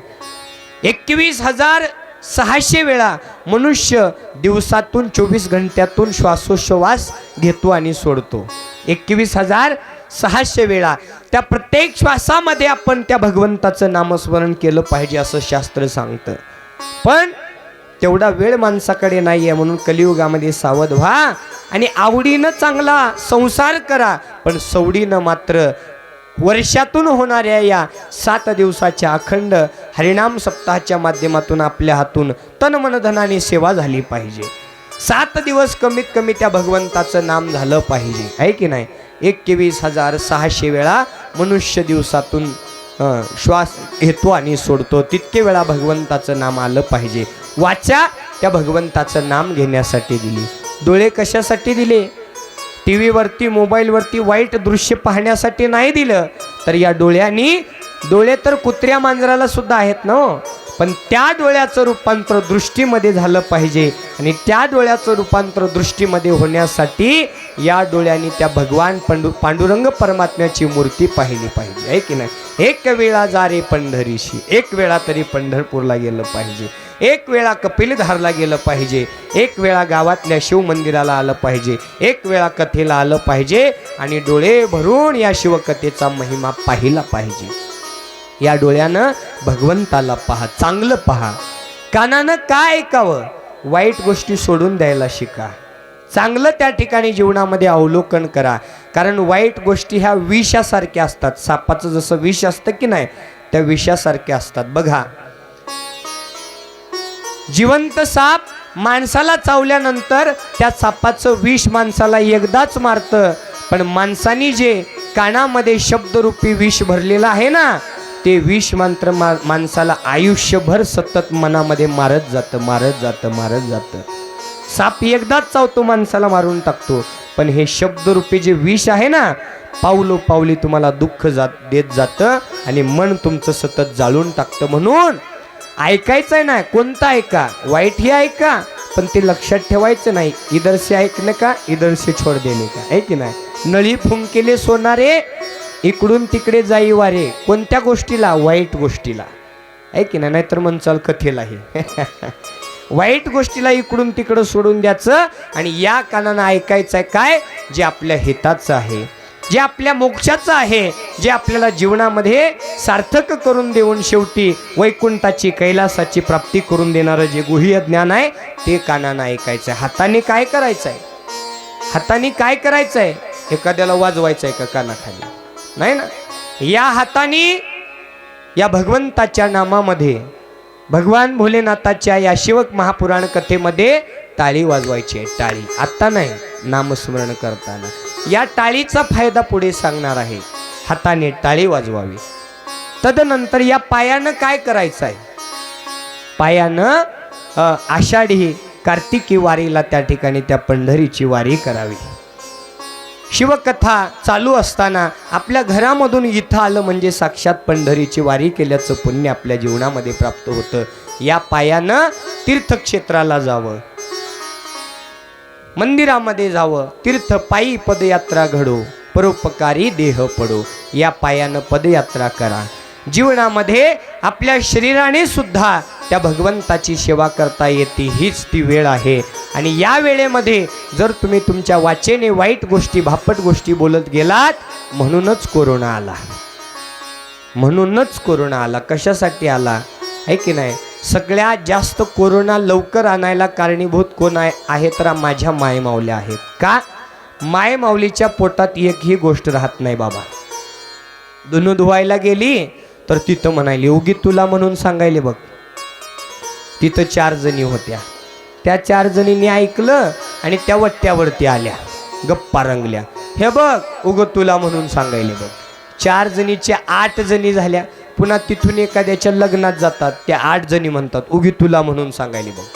तिथं 100 जणाला माहिती होतं. तिथून पुन्हा एखाद्या डोहाळ जेवणात, एखाद्या वाढदिवसाला, तिथं चर्चा, उगी तुला म्हणून सांगायले, उग तुला म्हणून सांगायले म्हणते आणि सगळं गावभर केल्याशिवाय राहत नाही, आहे की नाही. आणि अशाने गप्पा रंगल्या. 4-5 माय मावल्या एका जागी बसल्या. त्याच्यामध्ये 2-3 सुना, 2-3 सासू. तुझी सासू अशी, माझी सून तशी.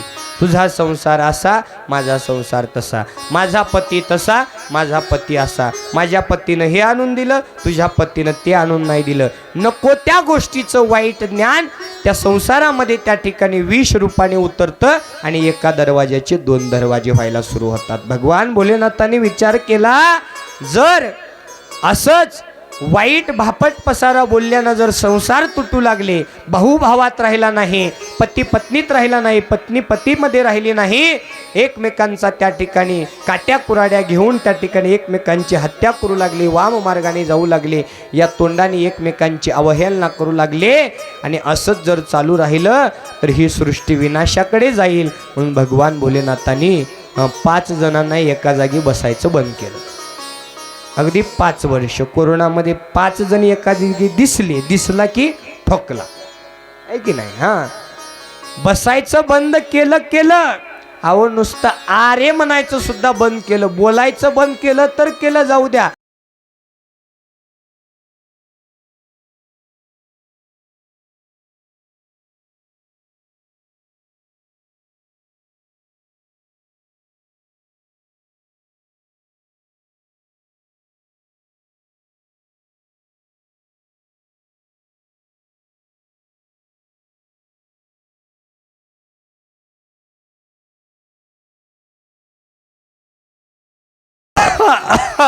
खोकला की ठोकला.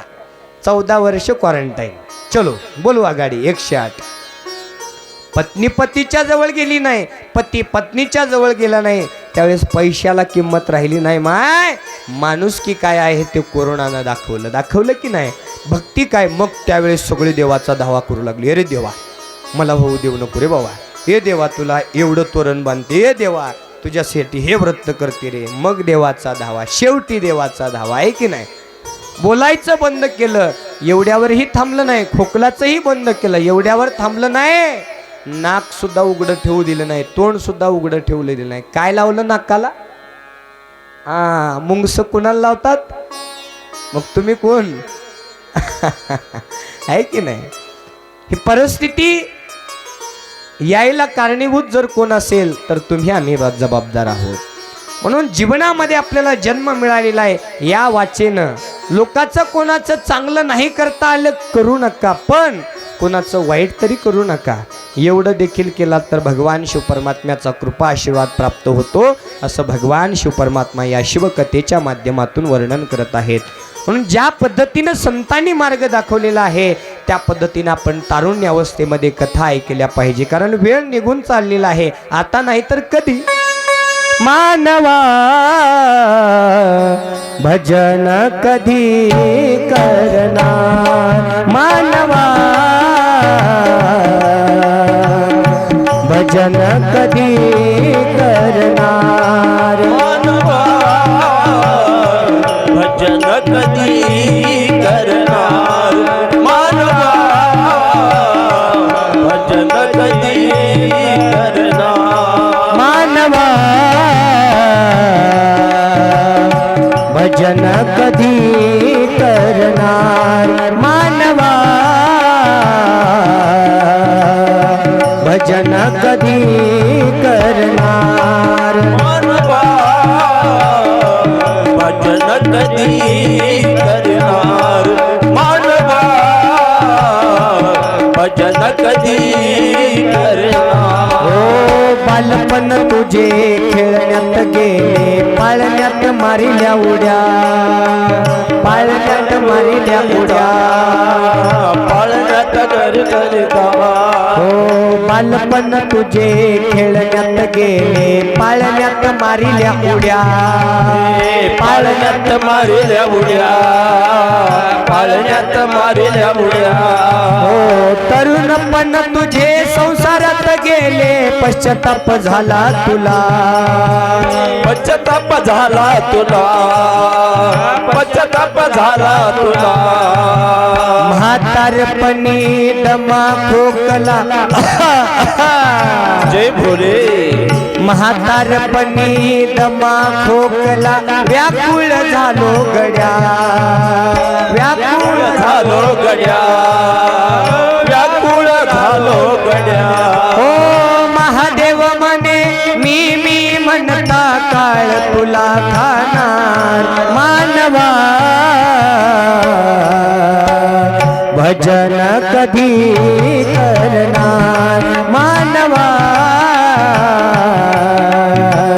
भजन कधी करणार, मानवा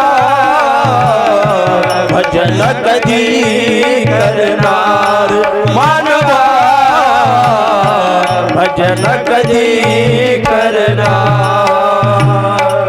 नमः पार्वती पते शिव हर हर हर हर हर हर मानवा भजन कधी करणार बालपण तुझे खेळण्यात गेले पाळण्यात मारिल्या उड्या तरुणपण तुझे संसारात गेले पश्चाताप झाला तुला म्हातारपणी दमा खोकला व्याकुळ झालो गड्या महादेव म्हणे मी म्हणता काळ तुला खाणार मानवा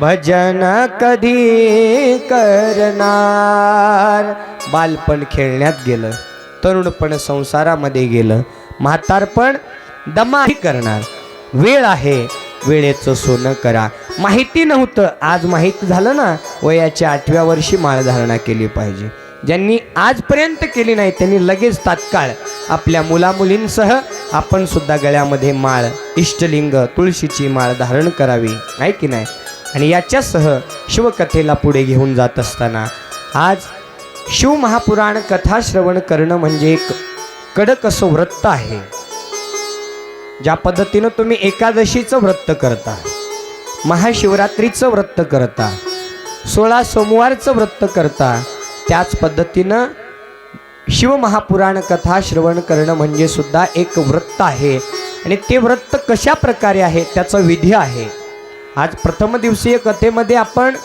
या शिवकथा कशा प्रकारे ऐकायच्या आहेत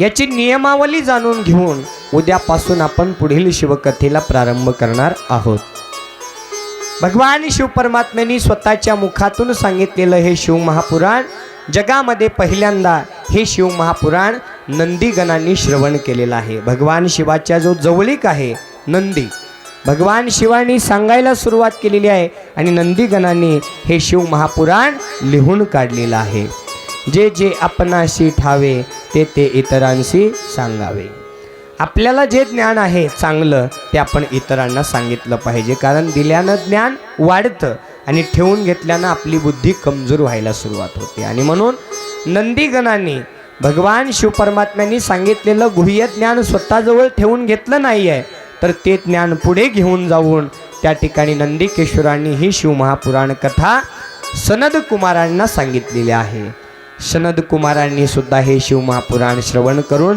आपल्या जवळ न ठेवून घेता महर्षी व्यासांना हे शिवमहापुराण वर्णन केलेलं आहे महर्षी व्यासांनी सुद्धा आदरातिथ्यपूर्वक शुद्ध भावनेने हे शिवमहापुराण श्रवण करून आपल्या जवळ न ठेवून घेता या कलियुगामध्ये हे शिवमहापुराण सूत पुराणिकांना सांगितलेलं आहे आणि सूत पुराणिकांनी सगळ्यात कलियुगामध्ये पहिल्यांदा या मनुष्य लोकाला तुमच्या माझ्यासारख्या अनेक शिवभक्तांना प्रयागराज या क्षेत्रामध्ये प्रयागराज माहिती आहे का प्रयागराज म्हणजेच इलाहाबाद नंतरच काशी विश्वनाथाचं दर्शन होतं इलाहाबादमध्ये गंगा यमुना आणि सरस्वती या 3 नद्यांचा संगम आहे तिथं स्नान करून आपण पुढे काशी विश्वनाथाचं दर्शन घ्यायला जातो आणि त्याच इलाहाबाद या प्रयाग क्षेत्रामध्ये त्या नदी तीरावर या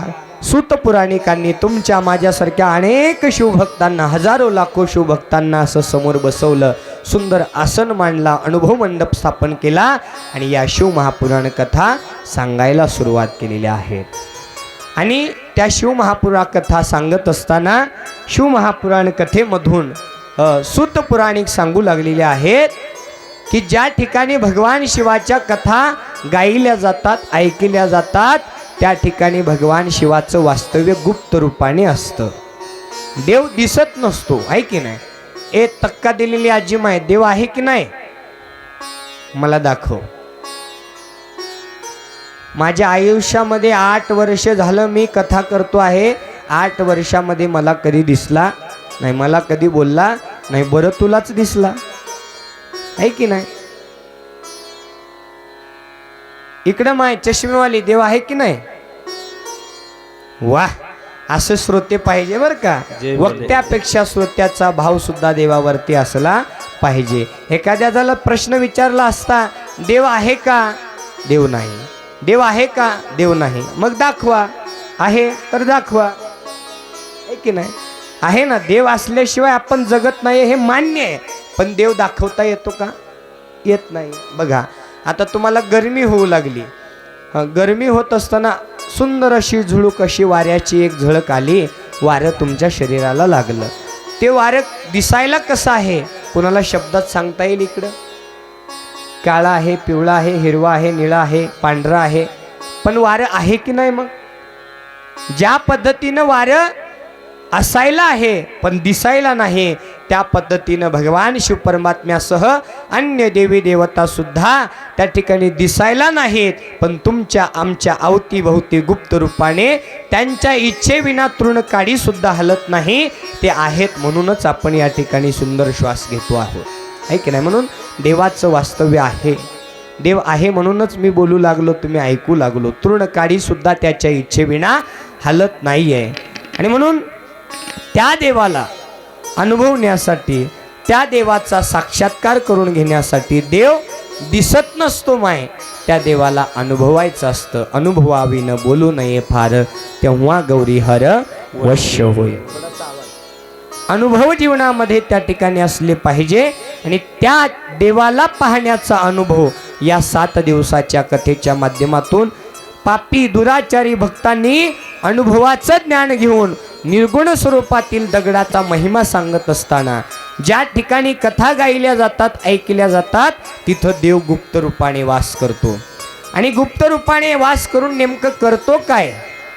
तर या शिवानुभव मंडपामध्ये येऊन जे कोणी भक्त कथा ऐकतात त्यांचं रक्षण करतो. त्यांच्याजवळ यमाला येण्याचा अधिकार नाही. 7 दिवस तुम्हाला मरण नाही, ही गॅरंटी माझी. 8व्या दिवशी फोन करू नका असं कसं हो महाराज म्हणल्यानंतर त्याची जिम्मेदारी माझ्याकडे नाही. 7 दिवस तुमच्या जवळ यम येणार नाही, तुम्हाला मरण येणार नाही, याची गॅरंटी माझी. पण कोणत्या भक्ताची? जे मंडपामध्ये आहेत त्यांचीच फक्त, बरं का. हे शिव महापुराण सूत पुराणिक वर्णन करू लागलेले आहेत. जे भक्त भगवान शिवाची कथा श्रवण करतात त्यांना यम सुद्धा न्यायला घाबरतो, यम सुद्धा त्यांच्या जवळ येत नाही. असं शिव महापुराण कथाचा महिमा आहे. ज्या ठिकाणी शिवकथा लावल्या जातात ती माती साधी माती राहत नाही, ती भूमी राहत नाही, तर त्याचं रूपांतर कैलासामध्ये होऊन जातं. आज आपली बागझरी नगरी म्हणजे साक्षात कैलास पर्वत झालेली आहे. कैलासामध्ये बसून आपण भगवान शिवाच्या लीला ऐकत आहोत. किती भाग्यवान आहोत आपण. कितीतरी दिवसानंतर, कितीतरी वर्षानंतर भगवान शिवाच्या कथा ऐकण्याचं भाग्य आपल्या जीवनामध्ये प्राप्त झालेलं आहे. साक्षात हे कैलास पर्वत आहे. ही भूमी म्हणजे साधारण भूमी नाही, तर ही माता आहे. माता, ज्या मातेला शाळेमध्ये सामाजिक कार्यामध्ये आपण काय म्हणून संबोधतो हो? भारत माता की, भारत माता की. असं कोणत्या दुसऱ्या देशात ऐकलंय का हो? पाकिस्तान माता की, इंग्लंड माता की, जपान माता की, असं कुठं ऐकलंय? भारत माता की हा शब्द जगाच्या पाठीवर एकाच देशाला लाभलेला आहे, तो माझ्या भारत मातेला. त्याचं कारण आहे, त्याचं कारण आहे. दुसऱ्या देशात जा, माणसाचं रूप बघा, कोण चपटा आहे, कोण नकटा आहे, कोण काळा आहे, कोण कसा आहे, कोण भुरा आहे, कोण लाल आहे, कोण पिवळंच आहे. पण पवित्र अशा या परमपुण्यभूमी भारत देशामध्ये आपण जन्माला आलेलो आहोत. या भारत देशाला माता कशामुळे म्हणलेलं आहे? कारण मातेसारखे संत या भूमीमध्ये जन्माला आलेले आहेत. या भारत देशामध्ये संत ज्ञानेश्वराचा जन्म आहे. या भारत देशामध्ये संत मन्मथ माऊलीचा जन्म आहे. या भारत देशामध्ये हिंदवी स्वराज्याची ज्या राजांनी स्थापना केलेली आहे, असे छत्रपती शिवराय यांसारखे राजे महाराजे जन्माला आलेले आहेत. आणि म्हणून भारत देश ही भूमी म्हणजे संतांची भूमी आहे. त्यातल्या त्यात महाराष्ट्र राज्य ही संतांची भूमी आहे. आणि म्हणून आपण भाग्यवान आहोत. या भूमीचे आपल्यावरती उपकार आहेत. बघा, पैसा कमवला, नोकरी लागली, पोलीस झालो, डॉक्टर झालो, इंजिनियर झालो, भरपूर पैसा कमवला, पण पैशाने पोट भरत. आपल्या ओटीमध्ये भरून घेणारी ही माता आहे आणि ती माते बीज उलट पेरा, कसंही पेरा, शेतकऱ्यांनी, शेतकरी दादांनी, शेतकरी राजांनी पेरलेलं बीज धान्य स्वरूपामध्ये आपल्या पदरामध्ये टाकते. तेच धान्य, तेच अन्न, तेच त्या ठिकाणी आपण भाकर भाजी त्या ठिकाणी त्या भूमीतून उत्पन्न झालेल्या धान्यातून ग्रहण करतो. त्या भूमी मातेचे उपकार आहेत. बाबा, पैशाने आयतं रेडीमेड भाकरी बनवता येईल का? पैसे खाता येतील का? नाही. शेवटी शेतकरी राजाशिवाय पर्याय नाही. जाऊ द्या आणखी थोडे दिवस, शेतकरी राजाची किंमत सरकारला सुद्धा कळणार आहे. थोडे दिवस जाऊ द्या, बरं वाटायलंय. चांगली असलेली शेती मार्कआउट करून बिल्डर लावून प्लॉटिंग पाडू लागली आहे की नाही? पाडू द्या आणखी एक 10 वर्ष. आज कुमार सागर महाराजांचा शब्द काळ्या दगडावरची भगवी रेष म्हणून लिहून घ्या, आठवणीत ठेवा. अगदी येणाऱ्या 10 वर्षामध्ये बीज पेरायला जमीन उरणार नाही आणि खायला अन्न मिळणार नाही. लोक अन्न म्हणून मरायला लागतील, अन्न म्हणून मरायला लागतील.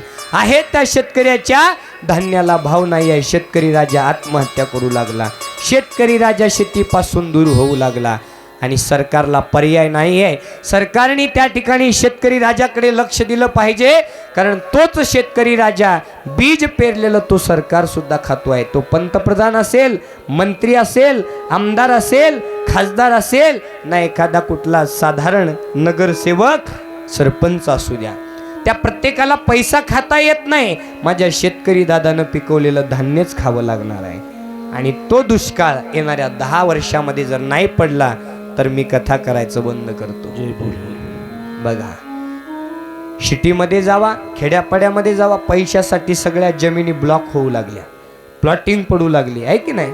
मग जमीनच पुरली नाही पेरायला तर खाणार कुठून? अन्नधान्याचा तुटवडा पडणार आहे. म्हणून या भूमीचे उपकार आहेत. या भूमीला त्या ठिकाणी कसून खा.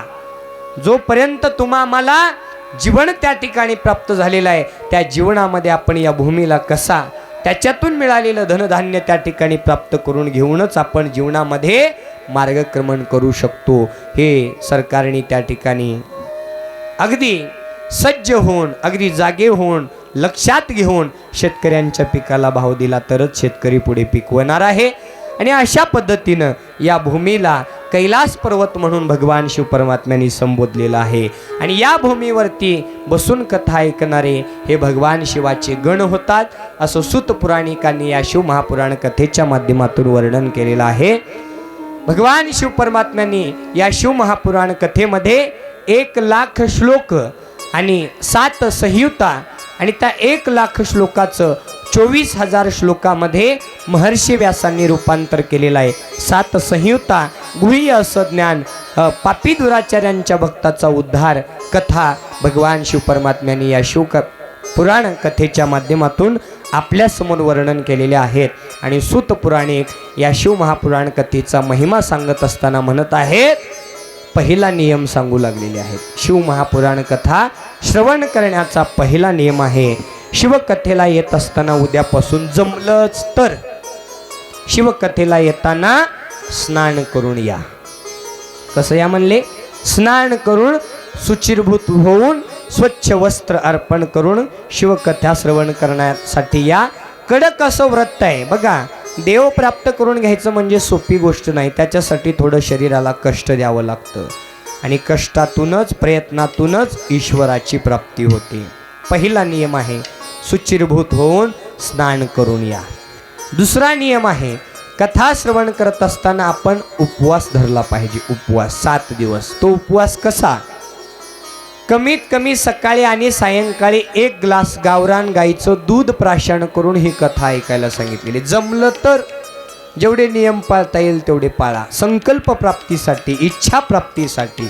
नाही जमलं तर फळ खा. दिवसभर चिकू आहे, सेप आहे, संत्री आहे, मोसंबी आहे, असे केळी आहे, असे फळ ग्रहण करून तुम्ही कथा श्रवण करू शकता. नाही जमलं तर 1 टाइम भोजन, 1 टाइम भोजन एवढं तरी तुम्ही करू शकता. पण 1 टाइम भोजन कधी असावं? कथा संपल्यानंतर. सकाळी दूध फळ खाऊ शकता.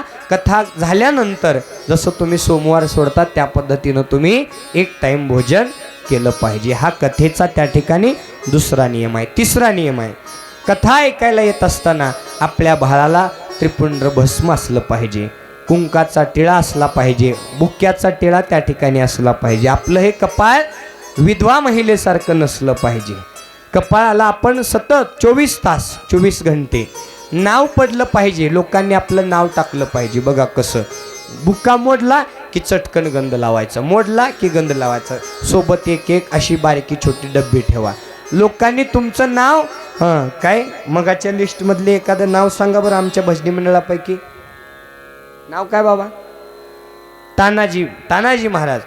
तुम्ही खिशामध्ये एक डब्बी ठेवायची आणि बुक्का मोडला की लगेच लावायचं. तुकाराम म्हणलो का? तानाजी. तुमचं नाव तानाजी विसरून लोकांनी एवढंच म्हणलं पाहिजे, मोडला की वडला. तुमचं नाव असं पडलं पाहिजे. काय नाव पडलं पाहिजे? तानाजी नाव विसरून मोडला की वडला असं नाव पडलं पाहिजे. तुमचं कपाळ ज्यांनी पाहिलं त्याला सुद्धा मोक्षाची प्राप्ती होणार आहे. म्हणून आपल्या भाळावरती बुक्याचा टिळा, कुंकाचा टिळा, त्रिपुंड भस्म लावून कथेला आलं पाहिजे. कितवा नियम? कितवा? तिसरा नियम आहे.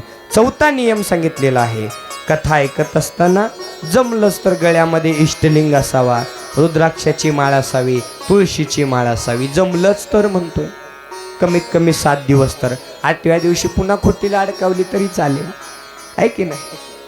7 दिवस लागलेली सवय 8व्या दिवशी तुमच्या उपयोगाला पडणार आहे. लक्षात ठेवा. पडले वळण इंद्रियासी. 7 दिवस सवय लावून घ्या. 8व्या दिवशी तुम्हालाच काढू नये असं वाटेल. 7 दिवस उद्यापासून नियम आहे. चौथा नियम आहे की नाही? गळ्यामध्ये इष्टलिंग, रुद्राक्षाची, तुळशीची माळ असली पाहिजे. 5वा नियम, कमीत कमी 7 दिवस तरी शिवमहापुराण कथा श्रवण करत असताना आपण आपल्या आई वडिलांची सेवा केली पाहिजे. 8व्या दिवशी बाहेर काढलं तरी चालेल. असंच का? 7 दिवस लागलेली सवय. पडले वळण इंद्रियासी. 7 दिवस त्या ठिकाणी लागलेली सवय पुन्हा तुम्हाला 8व्या दिवसापासून भगवान शिवाच्या कृपा आशीर्वादाने कामी येणार आहे. कमीत कमी 7 दिवस आई वडिलांची सेवा हीच ईश्वर सेवा आहे. पांडुरंग परमात्म्याची पूजा करण्या अगोदर, भगवान शिव परमात्म्याची पूजा करण्या अगोदर आई वडिलांना फक्त जेवलो का म्हणून विचारा. साक्षात पांडुरंग परमात्मा आणि भगवान शिव परमात्मा तुमच्यावरती कृपादृष्टी केल्याशिवाय राहणार नाही. म्हणून आई वडील हे सगळ्यात पहिले गुरु आहेत. जग दाखवलं नसतं तर मी कथा करू शकलो नसतो, तुम्ही इथं बसून कथा ऐकू शकला नसतात.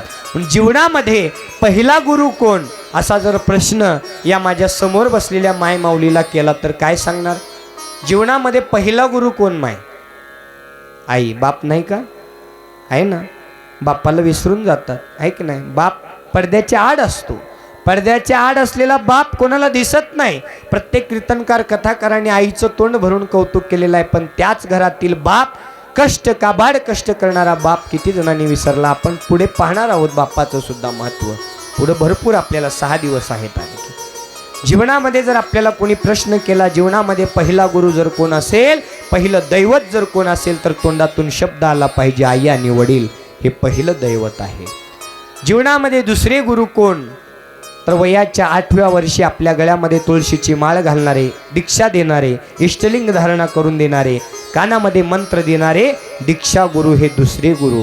आणि मग शेवटला 3रा नंबर पांडुरंग परमात्म्याचा, भगवान शिव परमात्म्याचा 3रा नंबर. आणि म्हणून देवाला प्राप्त करून घेण्याच्या अगोदर कोणाचा आधार घ्यावा लागतो? संतांचा, गुरूंचा. आणि गुरुचा आशीर्वाद प्राप्त करून घेण्यासाठी संस्कार कोणाचे लागतात? आई वडिलांचे. आई वडिलांचे संस्कार असतील तरच लेकरं संतांच्या, गुरूंच्या संगतीमध्ये येतात. आणि जे भक्त संतांच्या मांदियाळीमध्ये येतात त्यांना देवाची प्राप्ती झाल्याशिवाय राहत नाही. म्हणून पहिला नंबर आई वडिलांचा आहे. 7 दिवस तरी आपण त्यांची मनोभावे त्या ठिकाणी सेवा करा. हा शिवकथेचा 6वा नियम आहे. 7वा नियम आहे, शिवकथेला येत असताना रिकाम्या हाताने न येता, भगवान भोलेनाथ म्हणजे साधारण दैवत नसून देवांचे ते देव शंभू महादेव आहे. आणि 7 दिवस कमीत कमी आपल्या हातून त्यांची मंगल आरती झाली पाहिजे. म्हणून येताना रिकाम्या हाताने न येता आरतीचं ताट घेऊन या. आरतीचं ताट कसं असलं पाहिजे? तांबड्या प्लेट असला पाहिजे. त्यामध्ये जरी तुमच्याकडे आरती एक असेल पण वाती मात्र 2 लावायच्या. काही जणांनी वाती 1 लावलेल्या मी पाहिलेला आहे. एक वात कधी लावतात, एक दिवा कधी लावतात? माणूस मेल्यावर. देव मेला का? देव मेला का? नाही ना. मग देवाला 1 दिवा लावण्याचा नियम शास्त्रामध्ये नाही आहे. आरती एकच असू द्या पण त्याच्यामध्ये 2 दिवे प्रज्वलित करा. आरतीचं ताट, त्याच्यामध्ये पितळची किंवा तांब्याची आरती, त्याच्यामध्ये भस्म, ओरिजिनल भस्म. आता जो तुम्ही आम्ही लावतो आहेत पांढरा शुभ्र तो चुना आहे, तो भस्म नाही आहे, ओरिजिनल भस्म नाही आहे. तो ओरिजिनल भस्म कसा आहे आपण तो उद्यापासून पाहणार आहोत. त्याच्यामध्ये एक ओरिजिनल भस्म नसाल तर नाही आणलं तरी चालेल. भगवान शिव परमात्म्याला कुंकू हळद वर्ज्य आहे, त्याच्यामुळे कुंकू हळद आणायचं नाही. फक्त आरतीचं ताट, त्याच्यामध्ये भस्म, त्याच्यामध्ये तांदूळ थोडंसं, साखर, बिल्वपत्र 11 पांढरी फुलं आणि 11 लाल फुलं, त्या ठिकाणी कापूर, एवढं साहित्य आणि सोबत तांबड्या छोट्या चंबूमध्ये 1 लोटा जल, सभी समस्या का फल आहे की नाही. हे 1 लोटा जल आपण घेऊन यायचं आहे. येताना दर्भ आसन सांगितलेलं आहे. तुमच्यासाठी इथं चटया टाकलेल्या आहेत पण त्या चटयावर तुम्ही बसायचं नाही आहे. तर येताना तुम्ही दर्भ आसन सांगितलेलं आहे पण तो दर्भ आसन नाही आहे, त्याच्यामुळे सुती आसन अवेलेबल आहे सगळ्यांकडे. सुती कपड्याचं आसन प्रत्येकाने आरतीच्या ताटाबरोबर जलाच्या चंबूबरोबर उद्याला येताना तो आसन घेऊन यायचं आहे. आणि त्याच्या पुढे 8व्या क्रमांकाचा नियम सांगत असताना, आज ज्या जागेमध्ये बसला आहात इथून पुढे 6 दिवस त्याच जागेवरती बसायचं आहे. जागा बदलायची नाही.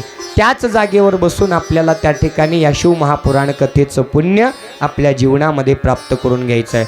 नाही माय पाठ दुखू लागली, थोडं तक्का देते उद्या खांब्याला, जावा, आजचं पुण्य गेलं. म्हणून पुण्य प्राप्त करून घेण्यासाठी त्या ठिकाणी जागा बदलायची नाही. हा शिवकथेचा 8वा नियम आहे. 9वा नियम आहे, येताना कुणी साखर आणा, कुणी मुरमुरे आणा. संयोजन समिती इथे एखादं पातेलं ठेवतील उद्यापासून, त्या पातेल्यामध्ये प्रसाद म्हणून तुम्ही त्या ठिकाणी कुणी मुरमुरे, कुणी साखर, कुणी खडी साखर आणून टाका, जेणेकरून आरती झाल्यानंतर प्रसाद म्हणून ते सगळं काही तुम्हाला वाटता येईल काल्या स्वरूपात. हा शिवकथेचा 9वा नियम. शिवकथेचा 10वा नियम आहे, कमीत कमी 7 दिवस तरी कोणाची आपल्या मुखातून निंदा नाही झाली पाहिजे. 8व्या दिवशी केली तरी चालेल. 7 दिवस कोणी दुश्मन असू द्या, दुश्मनाचं सुद्धा चांगलंच झालं पाहिजे ही भावना आपल्या जीवनामध्ये असली पाहिजे, आहे की नाही. जीवनामध्ये एक करागडे भगवान शिव परमात्म्याचा आशीर्वाद प्राप्त होऊन जाईल. कोणाचं चांगलं नाही करता आलं तरी चालेल, करू नका, पण कोणाचं वाईट तरी चितू नका. भगवान भोलेनाथाचं कृपाशीर्वाद तुमच्यावरती झाल्याशिवाय राहणार नाही. आणि म्हणून 7 दिवस कमीत कमी आपण शिवकथेच्या या 11व्या नियमाला कोणाची निंदा करू नका. सगळ्यांना सत्य बोला, गोड बोला, चांगलं बोला. 7 दिवस कथा ऐकत असताना शिव महापुराण कथेचा 12वा नियम, 7 दिवस आपल्या हातापायाचे बोट, केस काढायचे नाहीत. हा शिव महापुराण कथा श्रवण करण्याचा विधी आहे, व्रत आहे, कठोर व्रत आहे. 7 दिवस हातापायाचे नख, केस वगैरे काढायचे नाही. शिव महापुराण कथेचा 13वा नियम या ठिकाणी सांगितलेला आहे. 7 दिवसाच्या या माध्यमातून आपण कमीत कमी 7 दिवस तरी खरं बोलण्याचं वळण लावावं. 8व्या दिवसापासून खोटं बोललं तर चालेल. पडले वळण इंद्रियासी. 7 दिवस खरं बोलायची सवय लावा. बघा, एक खोटं बोललं की त्या खोटं लपवण्यासाठी 1000 दुसरे खोटं बोलावे लागतात. म्हणून जीवनामध्ये एक खरं बोलून मोकळं झालेलं बरं. थोडं दुःख झालं तरी चालेल पण खरं बोलून मोकळं व्हा. कमीत कमी 7 दिवस तरी आपल्या मुखातून पतीलाही खोटं बोलू नका, पतीनं पत्नीलाही खोटं बोलू नका, महाराजांना शिष्यांनी खोटं बोलू नका, शिष्याला महाराजांनी खोटं बोलू नका. 7 दिवस तरी कमीत कमी आपण सत्य वचनाने या ठिकाणी कथा ऐकली पाहिजे. कारण भगवान शिव परमात्मा कसा आहे, सत्यम शिवम सुंदरम. सत्य तोच शिव आहे, शिव तोच सुंदर आहे. आणि म्हणून सत्यवाणीने सत्य कथा ऐकून आपल्या जीवनामध्ये 7 दिवसाचं हे वळण कायमस्वरूपी आपल्या या शरीराला लागावं, यासाठी 7 दिवस तरी आपण सत्यवाणी त्या ठिकाणी वर्णन केली पाहिजे. शिवमहापुराण कथा श्रवण करण्याचा 13वा नियम आहे. ज्या वेळेस तुम्ही इथं याल त्यावेळेस आरती होते. आरती झाल्यानंतर एकमेकांना आरती दिल्यावर आरती कशी घ्यायची घेऊन दाखवावर. तुमच्या पुढं आरती आली, हां कसं घेता दाखवा, ॲक्शन. हां दाखवा, हां पटकन दाखवा. वा वा, काही जण दाखवा, जस्तेची ॲक्शन दाखवा. वा वा वा, छान छान छान. म्हणजे तुम्हाला कोण्याच कथाकारांनी कोण्याच कीर्तनकारांनी गुह्य ज्ञान दिलेलं नाही आहे. आरती कशी घ्यावी हे सुद्धा शिवमहापुराण कथेच्या या नियमामध्ये सांगितलेलं आहे. आपल्यासमोर आरती आली, काही जणांनी आरती घेतली हे बघा, काही जणांनी आरती घेतली हे बघा, आहे की नाही. तोंडाला काय थंड वाजायली का, कशासाठी तोंडाला, बरं केसाला कशासाठी, पांढऱ्याचे काळे होणार आहेत का. बघ बघ कुठं आहे, हृदय मंदिरी साठविला देव, माझे हृदय भुवन करा आपुले सिंहासन. हृदय मंदिरामध्ये तो पांडुरंग परमात्मा, शिव परमात्मा त्या ठिकाणी सिंहासन मांडून बसलेला आहे. आरती आल्यानंतर आपण आरती ह्या हृदय मंदिरामधल्या परमेश्वराला परमात्म्याला समर्पण केली पाहिजे. केसाला लावू नका, हां आहे ना, म्हणूनच लवकर पांढरे होऊ लागले. आरती घेण्याचा सुद्धा नियम भगवान शिव परमात्म्याने या ठिकाणी वर्णन केलेलं आहे. पुढील 14वा नियम सांगत असताना शिवमहापुराण कथा या ठिकाणी वर्णन करत आहे. 14वा नियम आहे, 7 दिवस कमीत कमी आपण ब्रह्मचर्याचं पालन केलं पाहिजे. कमीत कमी 7 दिवस ब्रह्मचर्याचं पालन करून सुचिरभूत होऊन ही शिवमहापुराण कथा श्रवण केली पाहिजे. शिवमहापुराण कथेचा 15वा नियम, आपल्या गावात शिवकथा चालू असताना कोण्याच लेकी बाळीनं गाव सोडून बाहेर गावी जायचं नाही. लग्न असो, डोहाळजेन असो, वाढदिवस असो, कुठलं कार्य असो, दुःखाचं कार्य सोडून, एखाद्या प्रसंगानुसार दुसरं दुःखाचं कार्य सोडून आनंदाच्या कार्यासाठी आपल्या गावामध्ये होत असलेल्या अखंड हरिनाम सप्ताहाला पाठ लावून बाहेर गावी जायचं नाही. हा शिवमहापुराण कथा श्रवण करण्याचा 15वा नियम या ठिकाणी सांगितलेला आहे. शिवमहापुराण कथा श्रवण करण्याचा 16वा नियम आहे. कथा झाल्यानंतर ज्यावेळेस तुम्ही गुरु महाराजांचं दर्शन घ्याल त्यावेळेस दर्शन कसं घेता, ॲक्शन करून दाखवा. कसं घेता, एक जणांनी तर दाखवा कसं घेता दर्शन. आतापर्यंतच्या महाराजांचे तुम्ही पाया पडला ना, कसं घेता. हां वा, माहिती आहे. काही जणांनी महाराजांच्या दोन्ही पायावर आपले 2 हात ठेवले आणि त्याच्यावर आपलं डोकं टेकवलं, म्हणजे तुम्हीच तुमच्या पाया पडताय. तेवढे उपकार कशासाठी करताय माय. तर पाया पडण्याचे सुद्धा 2 नमस्कार सांगितलेले, एक साष्टांग नमस्कार आणि एक नतमस्तक नमस्कार. साष्टांग नमस्कार म्हणजे काय हो. वा माय माऊल्यांनो, देवीला तुम्ही लोटांगण घालता की नाही, हां तसाच 3.5 हाताचं हे शरीर गुरु महाराजांच्या समोर धरणीवरती त्या ठिकाणी लोळवणं, त्याला साष्टांग नमस्कार म्हणत आहेत. तो नमस्कार जमत नाही महाराज, पाठ दुखते हो, गुडघे चालू देत नाही, तो ठीक आहे म्हणून सोपा दुसरा नतमस्तक नमस्कार सांगितला. गुरु महाराजांच्या दोन्ही अंगठ्याखाली आपले तळ हात घालायचे आणि आपलं हे कपाळ गुरु महाराजांच्या चरणावरती टेकवायचे. गुरु महाराजांच्या शरीरातील सात्विक विचार, परमार्थिक विचार आपल्या जीवनामध्ये अवलोकन होईल. आपल्याला सुद्धा मोक्षाची प्राप्ती प्राप्त होणार आहे. हा शिवमहापुराण कथा श्रवण करण्याचा 16वा नियम या ठिकाणी सांगितलेला आहे. देवांनी मला 2 हात दिलेले आहेत. पुढचा नियम, तुम्हाला किती दिलेले आहेत. 2च आहेत ना, हे बघा माझे 2, तुमचे किती आहेत. वा. आता शिवमहापुराण कथा श्रवण करण्याचा 17वा नियम, उद्याला येताना या 2 हाताने एक पुण्य करायचे आहे. तुम्ही तुमच्या 2 हाताने 2 मैत्रिणी ओढून आणायच्या, भांडण करायचं. चला शिवकथेला, उद्धाराच्या कथा आहेत. उद्याला या 2 हाताने आपल्या 2 मैत्रिणी ओढून आणायचे. तुम्ही या 2 हाताने तुमचे मित्र ओढून आणायचे. पाठीमागे बसलेल्या आजोबांनी तुमचे फ्रेंड, ग्रँडफादर, तुम्ही तुमचे जुने काही मित्र आहेत ना, तंबाखूवाले, पानवाले, ते सगळे घेऊन यायचे. पण तंबाखू खायचं का नाही सांगतो पुढं. दोघाचे 4 होऊन त्या ठिकाणी या शिवा अनुभव मंडपाची शोभा वाढेल आणि त्यांना आणलेलं पुण्य सुद्धा तुमच्या पदरामध्ये प्राप्त होणार आहे. शिव महापुराण कथेचा 18वा नियम सांगितलेला आहे.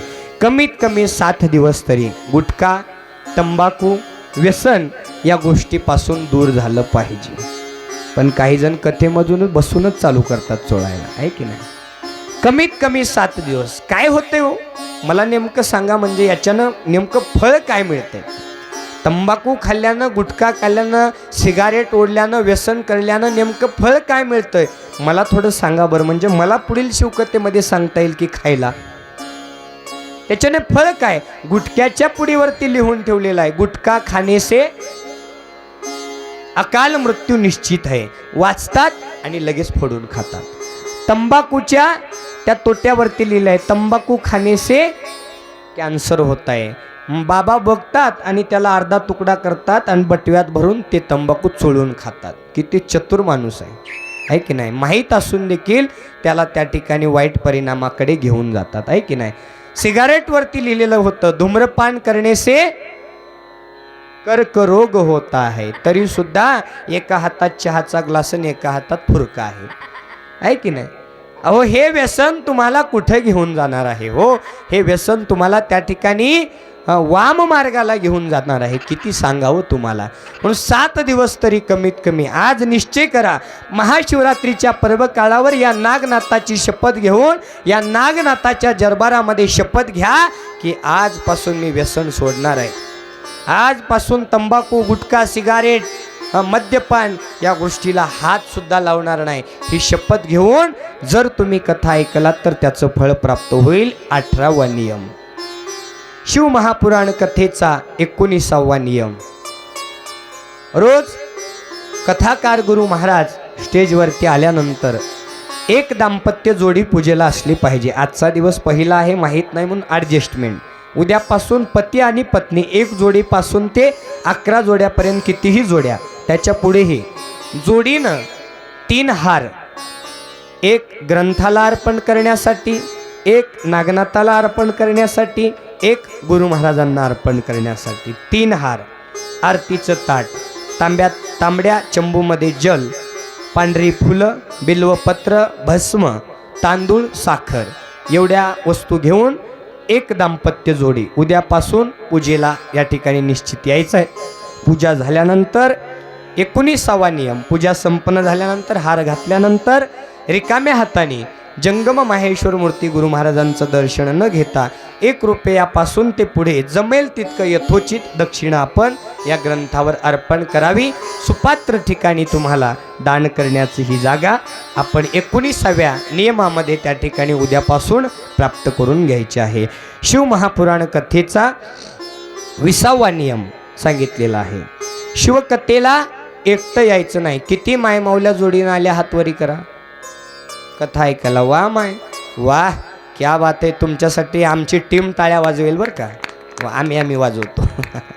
धन्यवाद बरं का.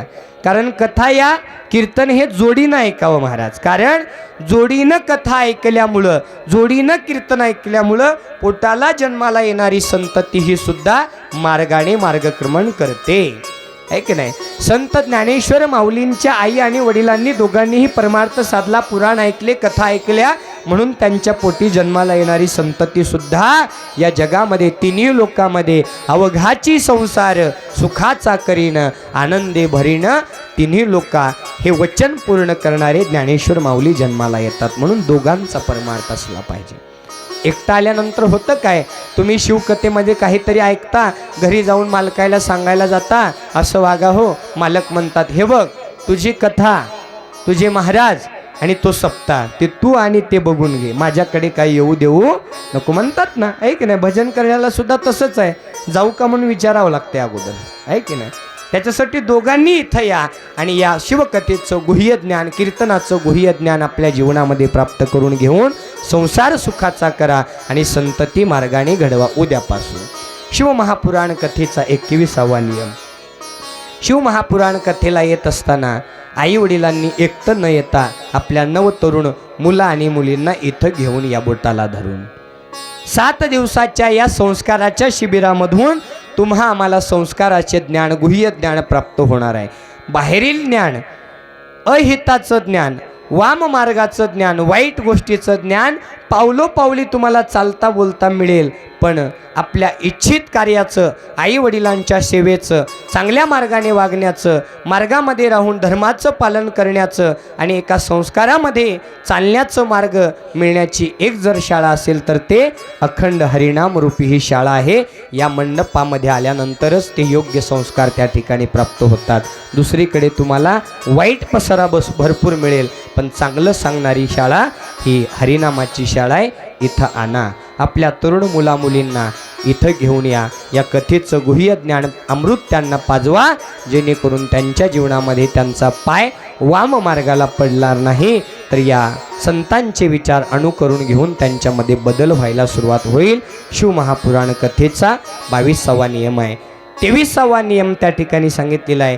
गुरु महाराजांचं दर्शन न घेता आपण कथेमधून जायचं नाही. कमीत कमी या ठिकाणी या शिवमहापुराण ग्रंथाचं तरी दर्शन घ्यावं आणि रिकाम्या हाताने न दर्शन घेता यथोचित आपण गुरु महाराजांच्या चरणी दक्षिणा त्या ठिकाणी अर्पण करावी. मी मनानं बोलत नाही आहे बरं का.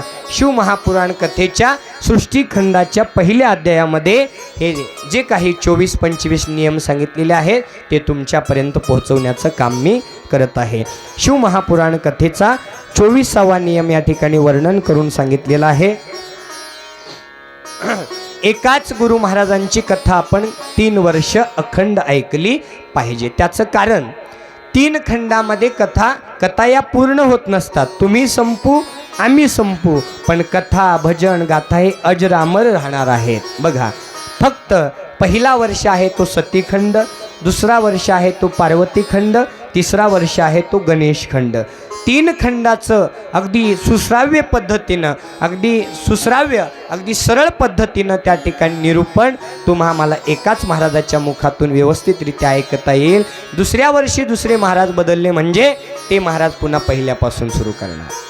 त्याच्यामुळे एकाच महाराजाची कोण्याही ऐका, पण 3 वर्ष अखंड एका महाराजाची कथा ऐकण्याचा 24वा नियम त्या ठिकाणी शिवमहापुराण कथेमध्ये वर्णन केलेला आहे. तदनंतर सगळ्यात शेवटचा त्या ठिकाणी नियम सांगितलेला आहे.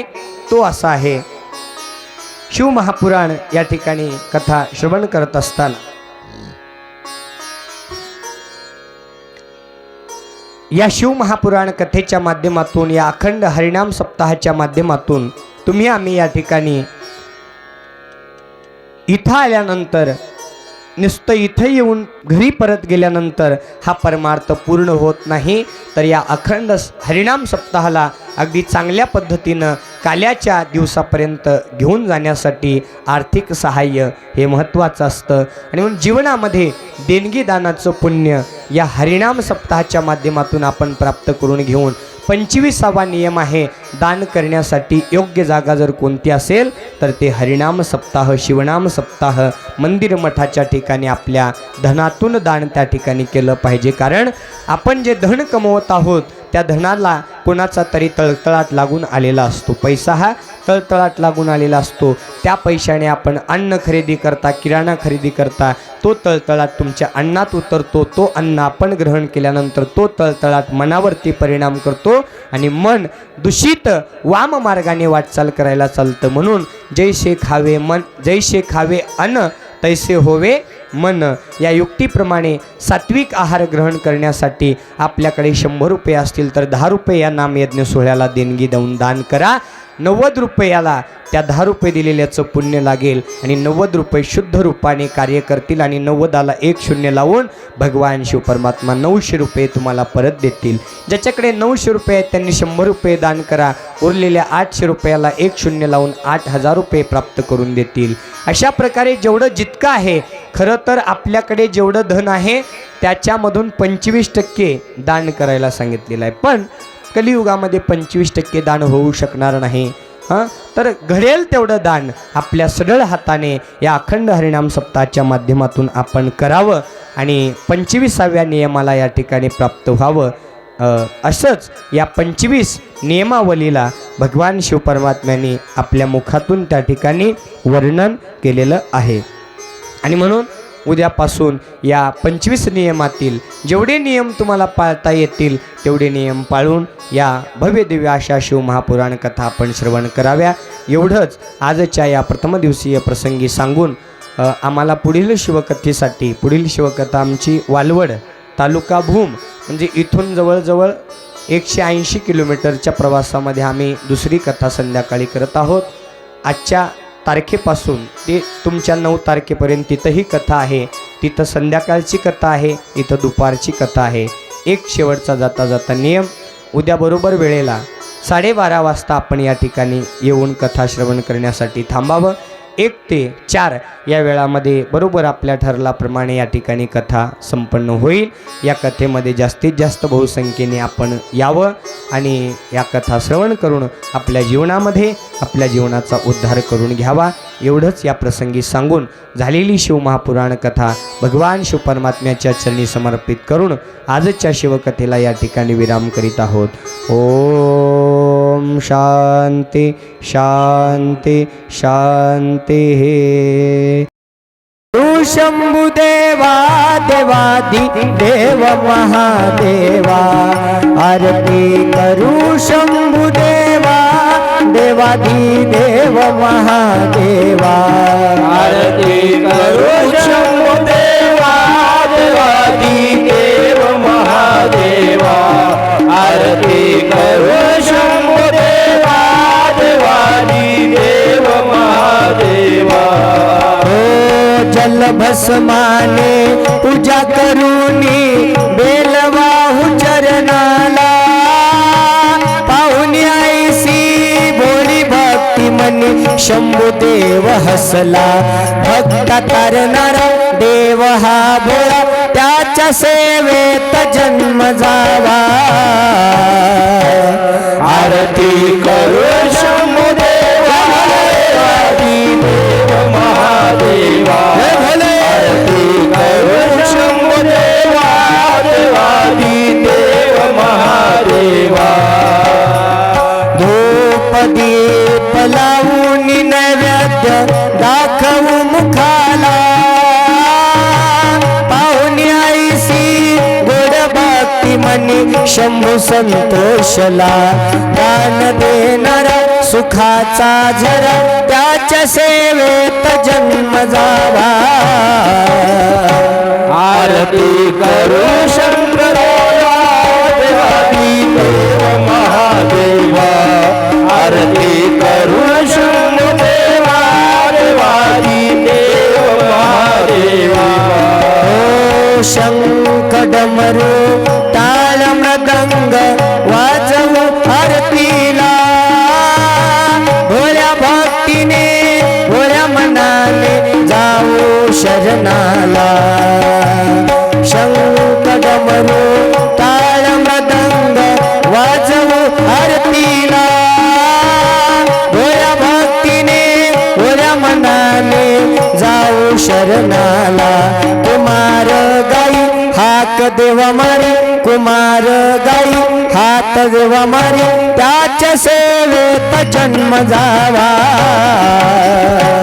आरती करू शंभुदेवा देवादि देव महादेवा आरती करू शंभुदेवा देवादि देव महादेवा. कर्पूर गौरम करुणावतार संसार सारम भुजगेन्द्रहार सदा वसंतम हृदयारविंदे भवं भवानी सहितं नमामि. गुणातीत कान्तं परब्रह्म शान्तं सुविद्यानिदेवं भवारण्यदा उमानाथमीशं जराजन्मनाशं स्वयं ज्योतिर्लिङ्गं नमामीष्टलिङ्गं. महादेवदेव महापापनाशं चिताभस्मलिङ्गं नमामीष्टलिङ्गं. कर्पूरगौरं करुणावतारं संसारसारं भुजगेन्द्रहारं. हर ओम. यज्ञेन यज्ञमयजन्त देवाः स्थानि धर्माणि प्रतमानस्यनं तेह नाकं महिमान सचन्त यत्र पूर्वे साध्या सन्ति देवः ॐ गुरुदेवो महादेवो गुरुदेवो सदाशिव गुरुदेवात् परं नास्ति तस्मै श्री गुरवे नमः इति मंत्र